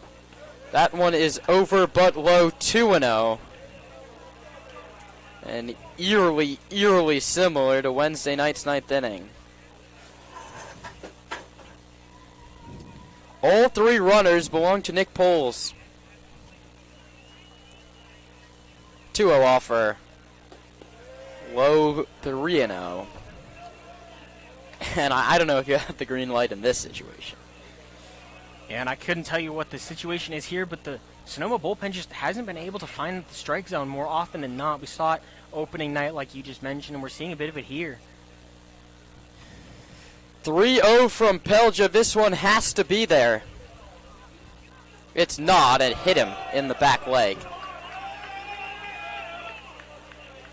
4 consecutive have reached. That run belongs to Polis. Justin Brinson scores. Jelani Mason goes to 3rd. Kaylin Clemens goes to 2nd. And to first base goes JT Summers with a hit by pitch technically on a 3-0. And out to the mound goes Pulowski. And the only person upset with that outcome is JT Summers there. Might as well take a walk, but gets the slightly more painful version. And now the tying run's on second base. The go-ahead run's on first base, and there's still nobody out. It comes up Lucas Schaefer. Right on right. Pelja pitches. Cut on and fouled into the mitt. That pitch was in the zone. There's no doubt about that, but he hadn't really come close to the zone in his first 4. Schaefer's the guy to let go. He hit over 300, but I don't know if he takes the bat off his shoulder in that situation. 0-1. Swing and a miss again. 86. Challenged him, and whatever Connor Pulowski told his pitcher seems to have worked. Stompers 7, Express 5. The drama brewing in inning number 7. Pelja pitches. Popped foul back over our heads, out of play. And now you have a waste pitch, technically, but with a runner on third base, you're not really looking to bury one. Walk, single, walk. Bases loaded, nobody out, 7th inning.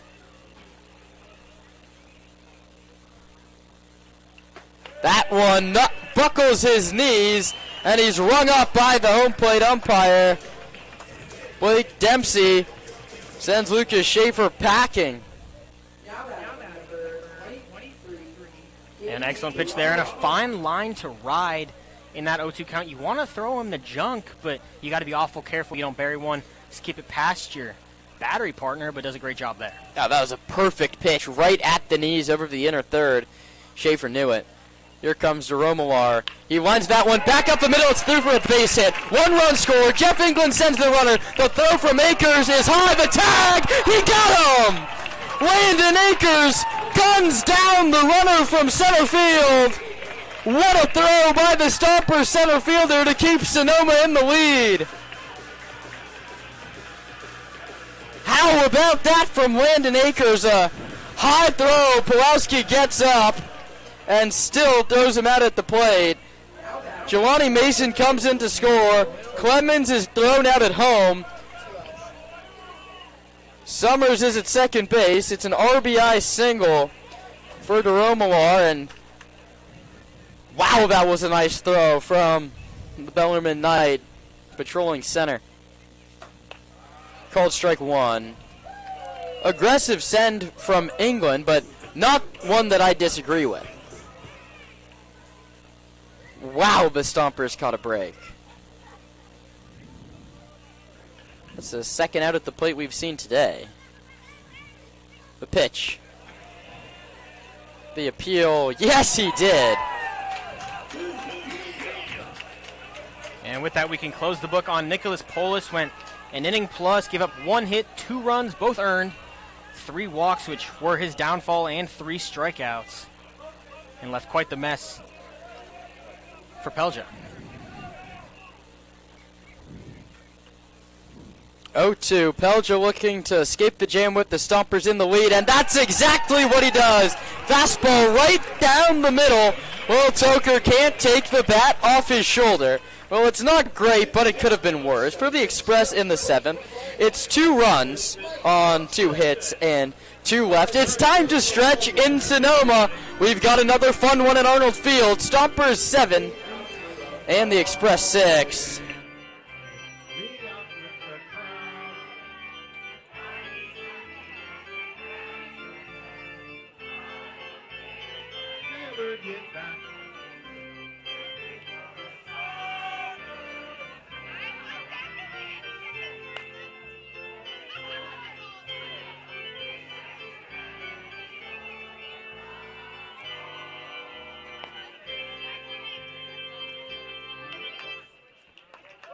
That's the 7th inning stretch brought to us by Congressman Mike Thompson. You can see his sign underneath the American flag. He pays extra for that.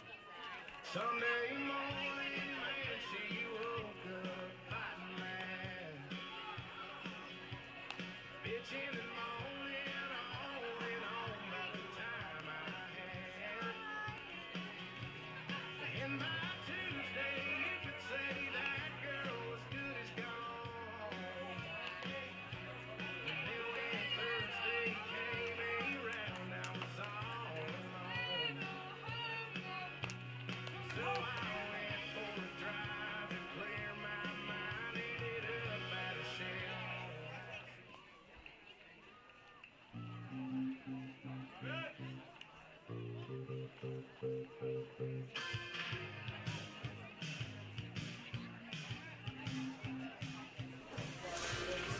Ben Sebastiani digs in to lead off the bottom of the 7th inning after Haroon Pelja limited the damage, so Sonoma still leads it.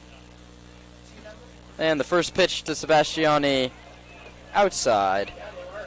1-0. He led off last inning with the walk. Stompers hit 9 and scored 3 last frame.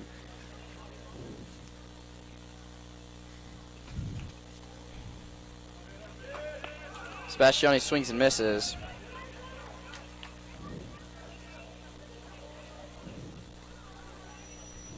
Derek Robinson Jr. back out on the mound. He faced just one hitter. It was Trent Keys, and he got him to fly out. He pitches to Sebastiani. It's a called strike.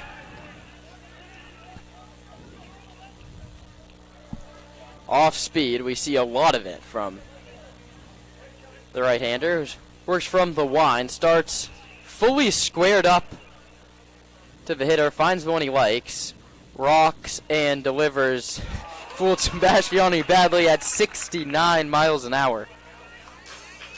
Yeah, and a great pitch there. An inside breaking pitch, just kind of got a defensive swing. Was almost coming right at Sebastiani and then just kicked left.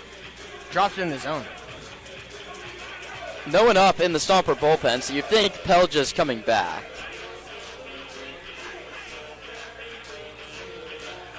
Kieran Costa, Roman Raffelli on the Stompers broadcast network. Sonoma clinging to a 7-6 advantage.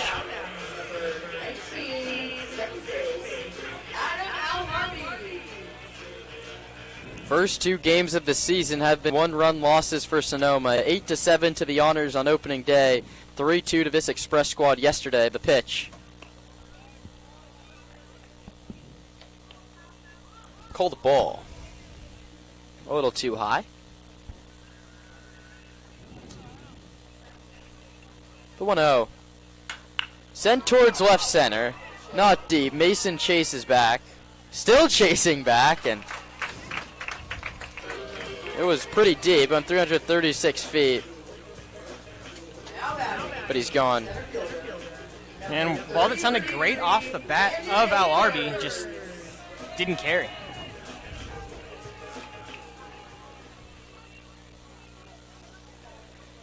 Back to the top, and Landon Akers.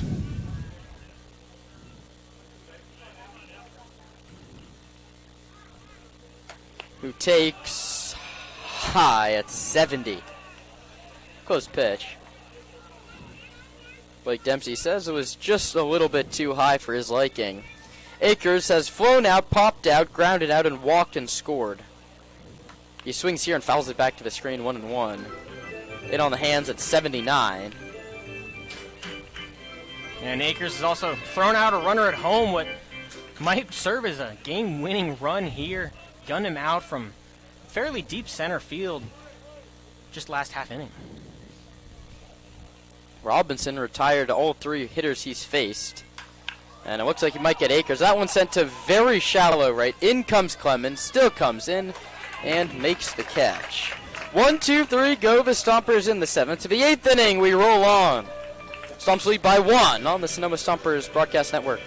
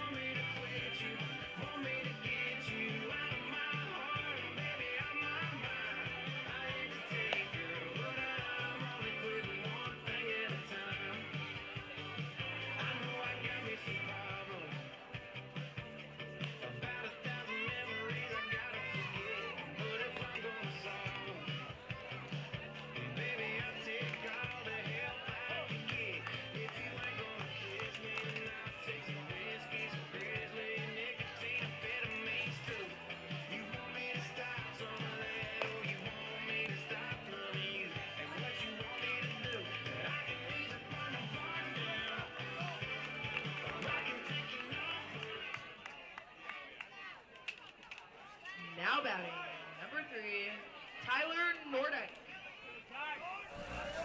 A pinch hitter to start the top of inning number 8. It's the defensive whiz, Tyler Nordyke. He's going to come hit for Justin Lucas, who grounded out twice and struck out. Nordyke played yesterday's game and went 0 for 3 with a hit by pitch.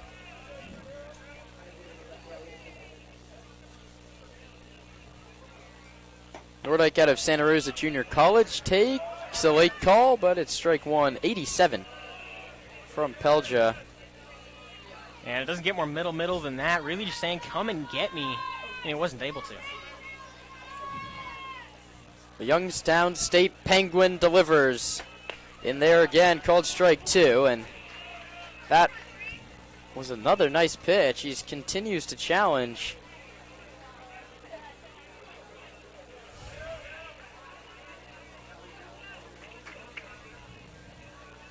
Pelger, one of 2 Youngstown State players that'll join the club this summer. The 0-2 is a cue shot towards first, foul.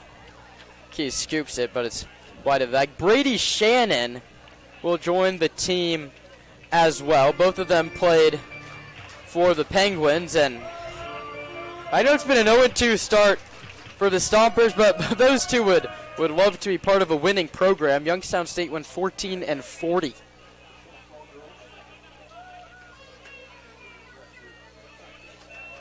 Peljo looking to take care of Nordyke here. The pitch. Struck him out swinging. That's 3 Ks now for Pelja coming out of the bullpen. Came into a bases loaded, nobody out situation in last inning. He hit a batter. Strikeout, single, they got the out at the plate and struck out again. So he has 3 Ks as Dante Quijade comes off the bench to hit. He also played in yesterday's ball game. We'll give you yesterday's stat line after he takes a first pitch breaking ball over the outside edge. When 1 for 3 was lifted for pinch hitter. Behind 0-1. Pelja's pouring it in there here in his first clean inning of work. Pitches low. Oh, that one was on me. That pitch wasn't close. Shouldn't have said anything, and now it's 1-1. Stompers 7, Express 6. Getting late as we play in the 8th. Getting near 3 hours of game time. We only played for 2 hours and 4 minutes yesterday. That's all the time Petaluma needed for a 3-2 win. 1-1. In there for a called strike 2. I don't want to say anything too quick. Blake Dempsey's been late with his strike call all night long.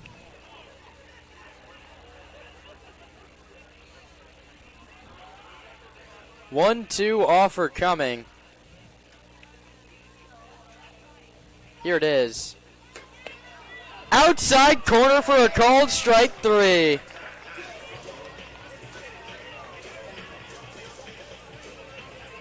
And another pinch hitter, it's Brady Boyd. Former Stomper went 1 for 4 with a single in yesterday evening's affair. He'll come in for Justice Brinson, who got on base twice and scored a run. And good at bats every time. Got into a couple 3-2 counts. And he also lined a first pitch single.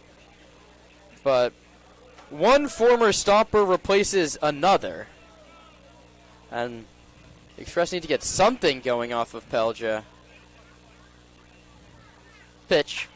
First pitch swinging. It's sent down the right field line. Foul, and Trent Keys won't have a play on it.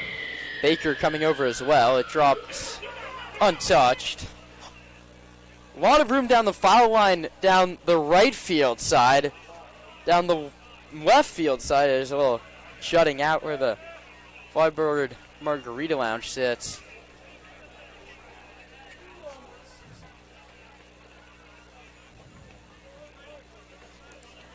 Pelja looking to strike out the side. He's ahead of Boyd, 0-1.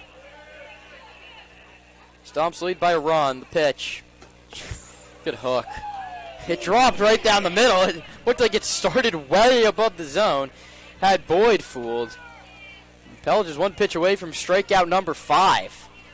And just the worst thing there, you think you got a guy who's throwing hard, timed up, and then he throws you a nasty hook like that. 0-2 home. Let's see if he goes back to the heater. Instead, he goes back behind the mound, and he'll have his catcher Pulowski go through him one more time. Stompers 2 in the second, 1 in the third, 1 in the fifth, 3 in the sixth. They lead the Express.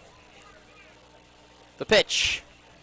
Boyd checks his swing. The pitch misses away, and he did not go around. For the Stompers, 7 runs on 8 hits and 1 error.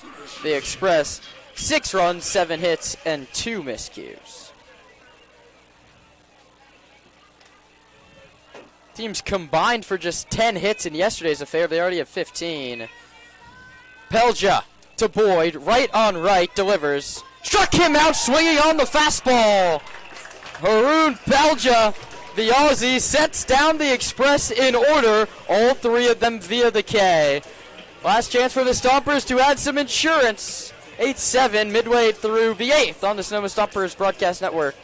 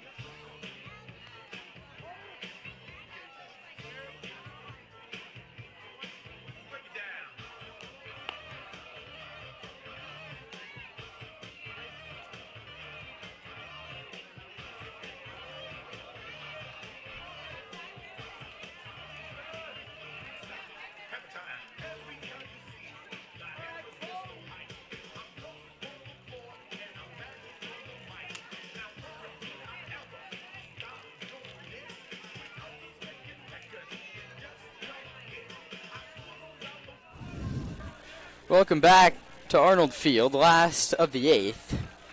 Colton Boardman takes up and outside against Derek Robinson Jr.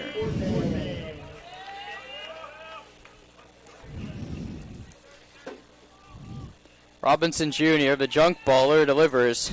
That was one of them. It just lazily drifted in there at 67 miles an hour. It's fouled off, and the count's a ball and a strike. Robinson came into the ballgame with the bases loaded in the 6th. Got it out there and retired now 5 of the hitters that he's faced as Boardman grounds out 4-3. And Roman, if we think back to opening day, the Stompers loaded the bases and did not score in the last of the 8th inning, which we thought was nothing in a 3-run game. Berkovich come back and scores 4. You really need insurance, especially in a 1-run contest. And it's Nick Sebastiani's job to try and start that rally, and he takes a called strike. Yeah, we've certainly seen the scoring kind of come in waves and be, except for a couple long balls, really a team effort on both sides. You'd love to have more than a 1-run lead. Robinson pitches. Sebastiani fouls it back, 0-2.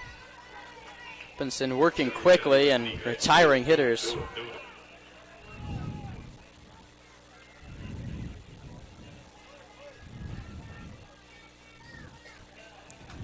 The pitch misses inside. Our TrackMan system says well off the corner. The Petaluma Express dugout says it was right down the middle. What's the problem? This one's fouled off the opposite way by the right-handed hitting Sebastiani.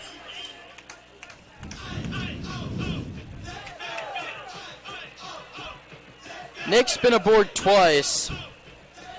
He singled in the 5th, walked in the 6th, was an RBI walk in that big sixth inning. One of 3 RBI walks for Sonoma. He's battled back to a 2-2 count here with Robinson. The pitch is lined towards left, coming on his tote car, and he makes the running chest about chest high. It's the hardest contact we've seen, but still not that hard. 90 miles per hour off the bat of Sebastiani.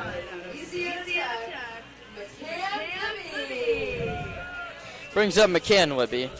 Singled and scored in the second. RBI double in the third, walked in the fifth. He struck out with the bases loaded in the sixth. He's ahead 1-0 as a hook really doesn't break at all and stays safely up above the strike zone. And Sebastiani there just got a little bit out in front, a slower pitcher here. He takes a fastball right down the heart, and fastballs in quotation marks is 76 miles an hour.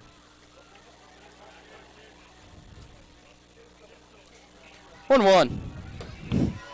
Rears back for 79 and gets a swing and a miss. The count's 1 ball and 2 strikes, and this is insurance run inning is not off to a very good start. 2 outs, nobody aboard. Libby awaits the 1-2 and winds it towards second. A diving attempt, but it squirts into center field, and Libby has his 3rd hit of the contest.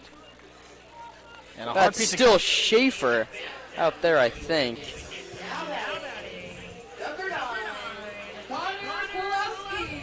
That's Nordyke, who came in as a pinch hitter, moves to second, and I think Schaefer's moved over to first.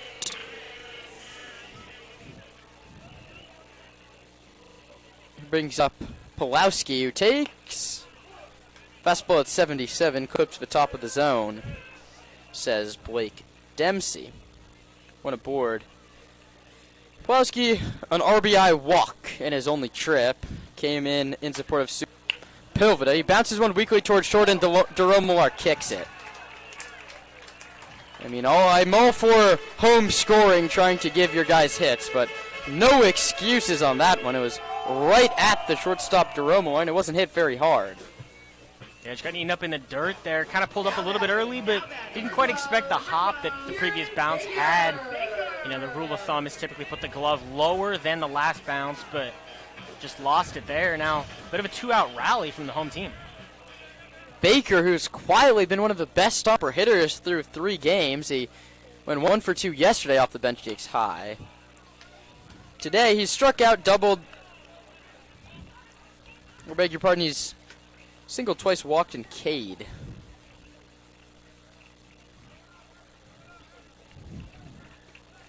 The pitch.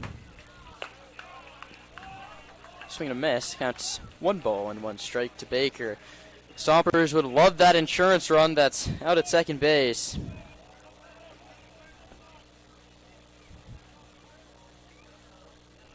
One went off for at the knees for a called strike 2. 1-2 to Baker, looking to get aboard for the 4th time today.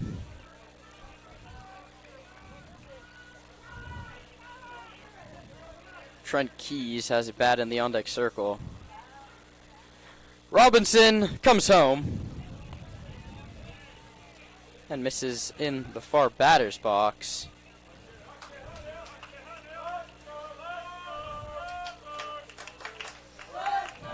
Let's go Stompers. Chance trying to will the offense to an extra run. Baker checks his swing on a pitch that was high. He did not go.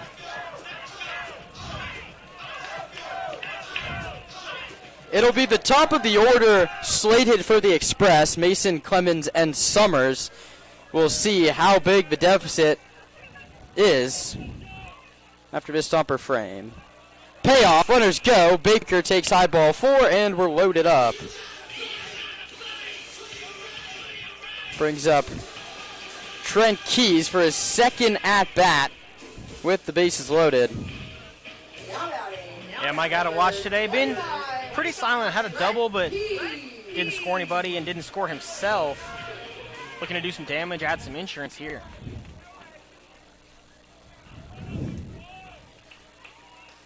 pitch.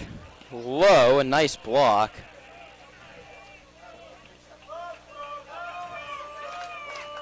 Anthony Shepler has a bat in the on-deck circle. He'd hit for Ben Sebastiani, but Trent Keys has some work to do before Shepler even digs in.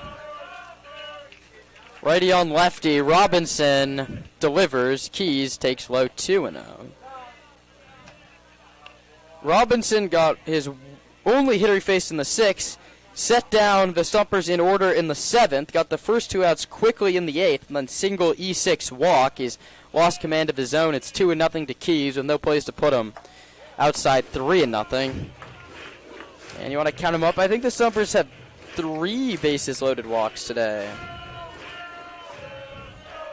4 bases loaded walks today. 3-0. Keys takes high ball for 5 bases loaded walks today. They don't ask how, they ask how many. And if they asked how, I could tell you it's the bases loaded walk.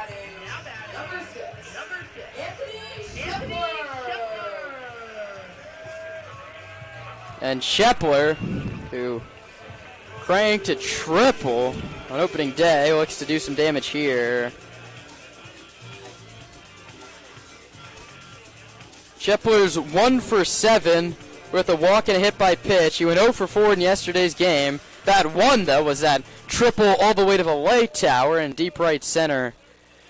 Played here at Arnold Field in his time at the high school, but this one is going to drop. It dropped between the first baseman and the second baseman. It wasn't a miscommunication, just nobody got there. It's a single for Shepler, an RBI knock at that. And now the insurance really is coming in. It's 9-6. Yeah, and that's got to feel good. One of the weirdest hits you'll really see there. No one really misplayed that. They just couldn't get to it in time. Probably a pitcher's ball there, though you can't expect a pitcher to make that. Late breaks from both of them? That one misses to Adam Alarbi, who's, as we've mentioned, a productive out, a bunt. He has an RBI and a fielder's choice, a stolen base. He's technically 0 for 3. One's called strike 1-1. Base is still full. The Stompers with a very nice 2-out rally. 5 straight have reached. Harvey swings and misses. It's 0-2, and no action in the Stomper bullpen. It's going to be Pelja who will be tasked to close this one out. The pitch is grounded hard to third, backhanded, and the long throw across the diamond is not picked. It flies wide. Harvey trips coming around first base, but it's not going to matter as everybody comes in to score. It's a 3-run single, but he does not get 3 RBIs, I can tell you that. He's going to get 1. It's going to be a single plus an E5. 2 runners advance all the way to the plate on the throw. I think he had that beaten out either way. And now this thing just got ugly. Well, and the tough thing there was Dante Coyote, who came in for Bryson to start this inning, stumbled as the ball was hit, kind of had a late break on it, slipped from his feet. 6 straight Stompers have reached. 5 of them have come in to score. And it looked for a second when McKinn Libby was in a 2-strike count all the way 6 hitters ago that we were heading to the 9th in a 1-run game. All of a sudden, it's 12-5 as that one's lined into left. And a nice play by Tokar, who's still out there. That was probably the hardest hit ball of the inning. It was off the bat of Akers at 86 miles an hour. But the Stompers get all the insurance you could want and more. We head to the 9th. Stompers now safely in control, 12-5.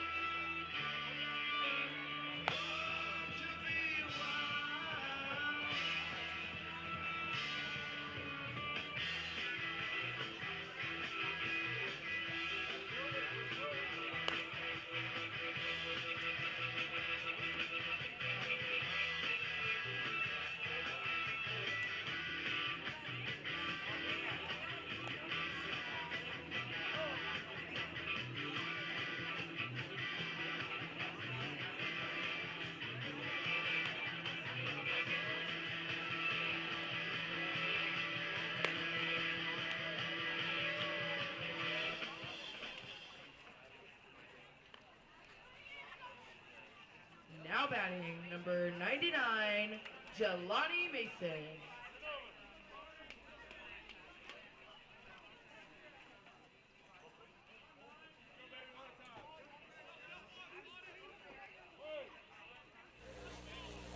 We move to the ninth in what's now a 12-6 ball game. The Stompers in full control. A big swing and a miss off of Aaron Pelja, who's now coming in, and if he gets out of this inning, he'll be credited with a save to open up his Stomper campaign. Pitch. Swing and a miss, nothing in 2. Just struck out the side in order last inning. Ready to deliver an 0-2 to Jelani Mason. Right on left. Delivers outside. Stompers homestand continues. Tomorrow at 6 o'clock. Sunday at 1:05. A 2-game set against the Alameda Anchors. Join us for the pregame tomorrow. 5:45 we go live. Pelja shakes off 2, now comes home, and it's fouled back to the screen. He wanted the fastball, and he wanted it up.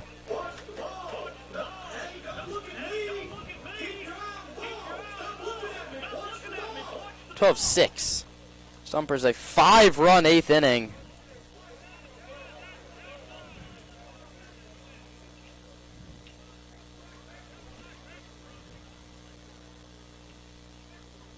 The pitch. Bounce fell back to the screen, and the battle will continue. The Stompers went Leone to Roland to Polis, now to Pelja. Jackson Rowland in line for the win. Chris Riddell in line for the loss. But can't take anything for granted. 3 more outs to get with a 6-run cushion. The pitch is grounded back towards the middle. Boardman fields and throws high. Keys with his signature swipe tag got him. And what could be a dangerous play over there at first. A lot of times you see first baseman extend into the base path to grab it, and arm, shoulder gets pulled out of the socket by the runner, but an excellent job grabbing it, tagging him, and pulling the arm in to prevent any injury. Trent Keys has to be the most liked player on the Stompers. He saved his defense 3 errors in now about 20 innings playing first base. That brings up Kalen Clemens, who's homered, singled, walked, and struck out. He scored twice. He got thrown out at the plate by Landon Akers, which at that point he was the tying run. Stompers and Pelja looking to shut the door. And it looked like it was going to be a 7-6 game. It's a 12-6 game. The pitch is crushed foul. Way foul. That's a barrel, but nowhere near fair territory. No, but a great representation of every action has an equal and opposite reaction. 85 going in and smoked foul. 1-1 coming from Pelja. Low, 2-1.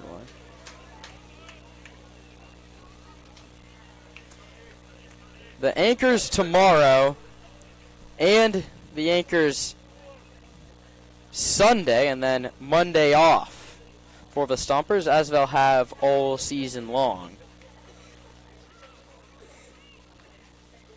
The 2-1 coming outside. 3-1. And then after that day off, CCL play starts in earnest with 6 consecutive CCL contests in 6 consecutive days. The Stompers really need to tune up strong. That one's low outside, ball 4.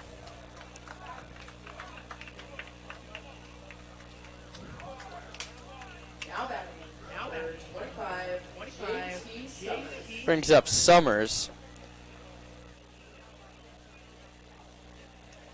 It was the first batter that Pelja faced. He hit him on a 3-0 pitch. He's 0 for 3. Slow Blues for 2. Merchants and the Seagulls, if you want to come out to Arnold Field for CCL play next week. The pitch is low. Nice block. That's 5 consecutive out of the zone from Pelja. But the Anchors are the affiliate squad of the Merchants, a CCL club. They're in the lower league, the Bay Area Collegiate League. They're back-to-back BACL champs, so no slouches coming from Alameda for a 2-game set this weekend. The pitch. There it is. Finds the bottom of the zone. 1-1.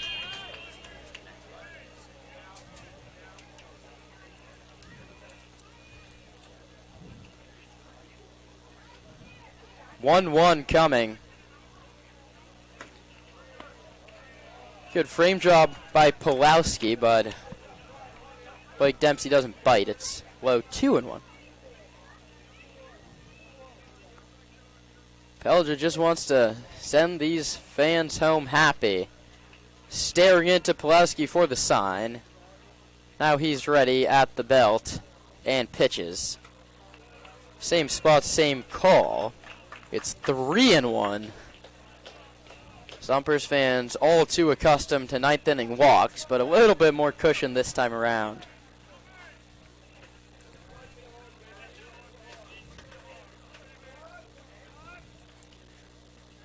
The 3-1 coming. Foul back to the screen, filler up at 3 balls and 2 strikes.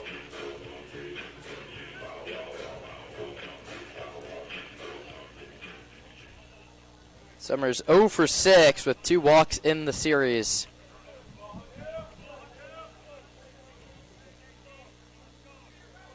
Awaits a 3-2 offer from Pelja. It's his inning to get out of and his save to get. A big lead off first for Clemens. But as Pelja steps off, he heads back. Pelja's now ready. 3-2 home. Struck him out swinging. Breaking ball, full Summers, the first time he struck out today. 6 for Haroon Pelja. That brings up Lucas Schaefer. Speaking of a strikeout, he's gone down twice. Via that, he also has a 2-run home run.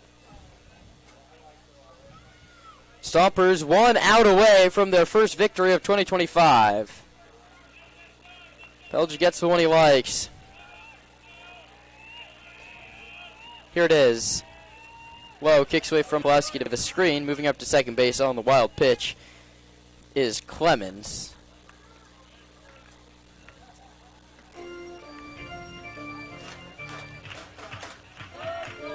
Stompers trailed this game 2-0, then trailed this game 4-2. Foot on the gas with a 3-run 6th and a 5-run 8th.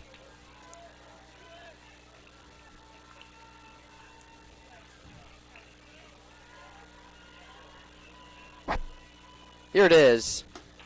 In there for a called strike, 1-1.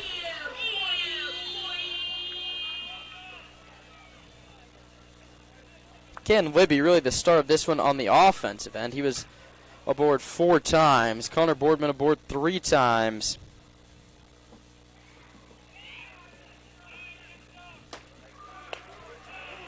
Called strike. Every Stomper starter reached base.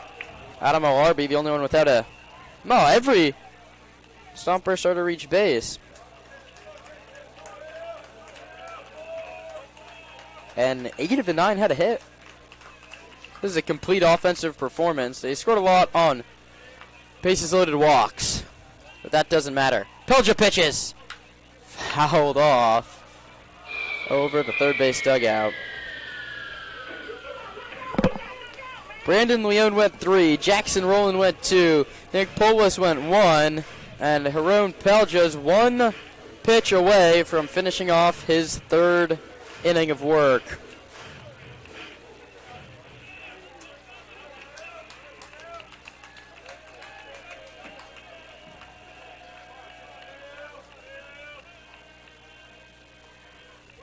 The pitch. Inside corner for a called strike 3. Stomps win. For the first time in the 2025 summer, the Sonoma Stompers are in the win column. A sigh of relief for Zach Pace and the rest of that coaching staff. And a complete win at that for the Stompers. Jackson Rowland, your winning pitcher, Chris Rodell, your losing pitcher, Haroon Pelja. is credited with the save because he pitched 3 innings to close it out. McCann Libby, have yourself a day. 2 singles and a double. And a really solid pitching performance top to bottom, Roman. I mean, Leone clipped by the long ball a couple of times. Nick Poulos lost the zone. Big defensive play from Akers to end that inning. What did you see from Sonoma pitching? Yeah, the staff up and down was really solid. Everyone had something going pretty well for him and maybe got hurt by something as well, whether it was the control, just a couple bad pitches for Brandon Leone, who were taken out. Credit to the Express offense. When they got a ball that they could hit, they got on top of it, but really, Haroon Pelger coming in, a 3-inning save, struck out 7 in just 9 outs he had to get. He was incredibly effective and really hard to handle. Yeah, he could be a key part of this Sonoma bullpen as this season rolls on. Not a dream start to the season, but nice to be in the win column, especially when the bats look like that. 8 of the Sonoma starters got a hit.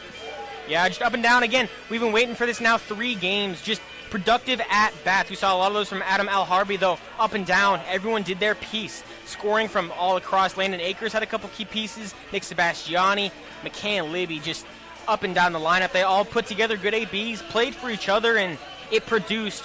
It got away a little bit in that 8th inning. Didn't have to hit in the 9th, but 5 in the 8th spot. It's hard to lose when you're putting up 5 that late in the game. Stompers back at it tomorrow, but first the totals from today. For the Stompers, 12 runs on 11 hits and 1 error. On the other side for the Express, 6 runs on 7 hits and 5 errors. I mean, 10 walks allowed by Express pitching. That's the killer. 5 errors and 10 walks is not a recipe for wins. The Stompers, though, find the recipe for the win today. Stompers 12, Express 6. We're back on the air tomorrow. 5:45 pregame for a 6 o'clock first pitch between the Stompers and the Alameda Anchors. One last time, how about win number 1 in the 2025 season? Stompers take it 12-6. For everybody that helps this broadcast run, for our sideline reporter, Caden Sanders, my broadcast partner, Roman Raffelli, I'm Kieran Costa saying so long from Sonoma. Enjoy your Friday night, and you'll enjoy it more after a Stompers 12-6 victory. So long from Sonoma.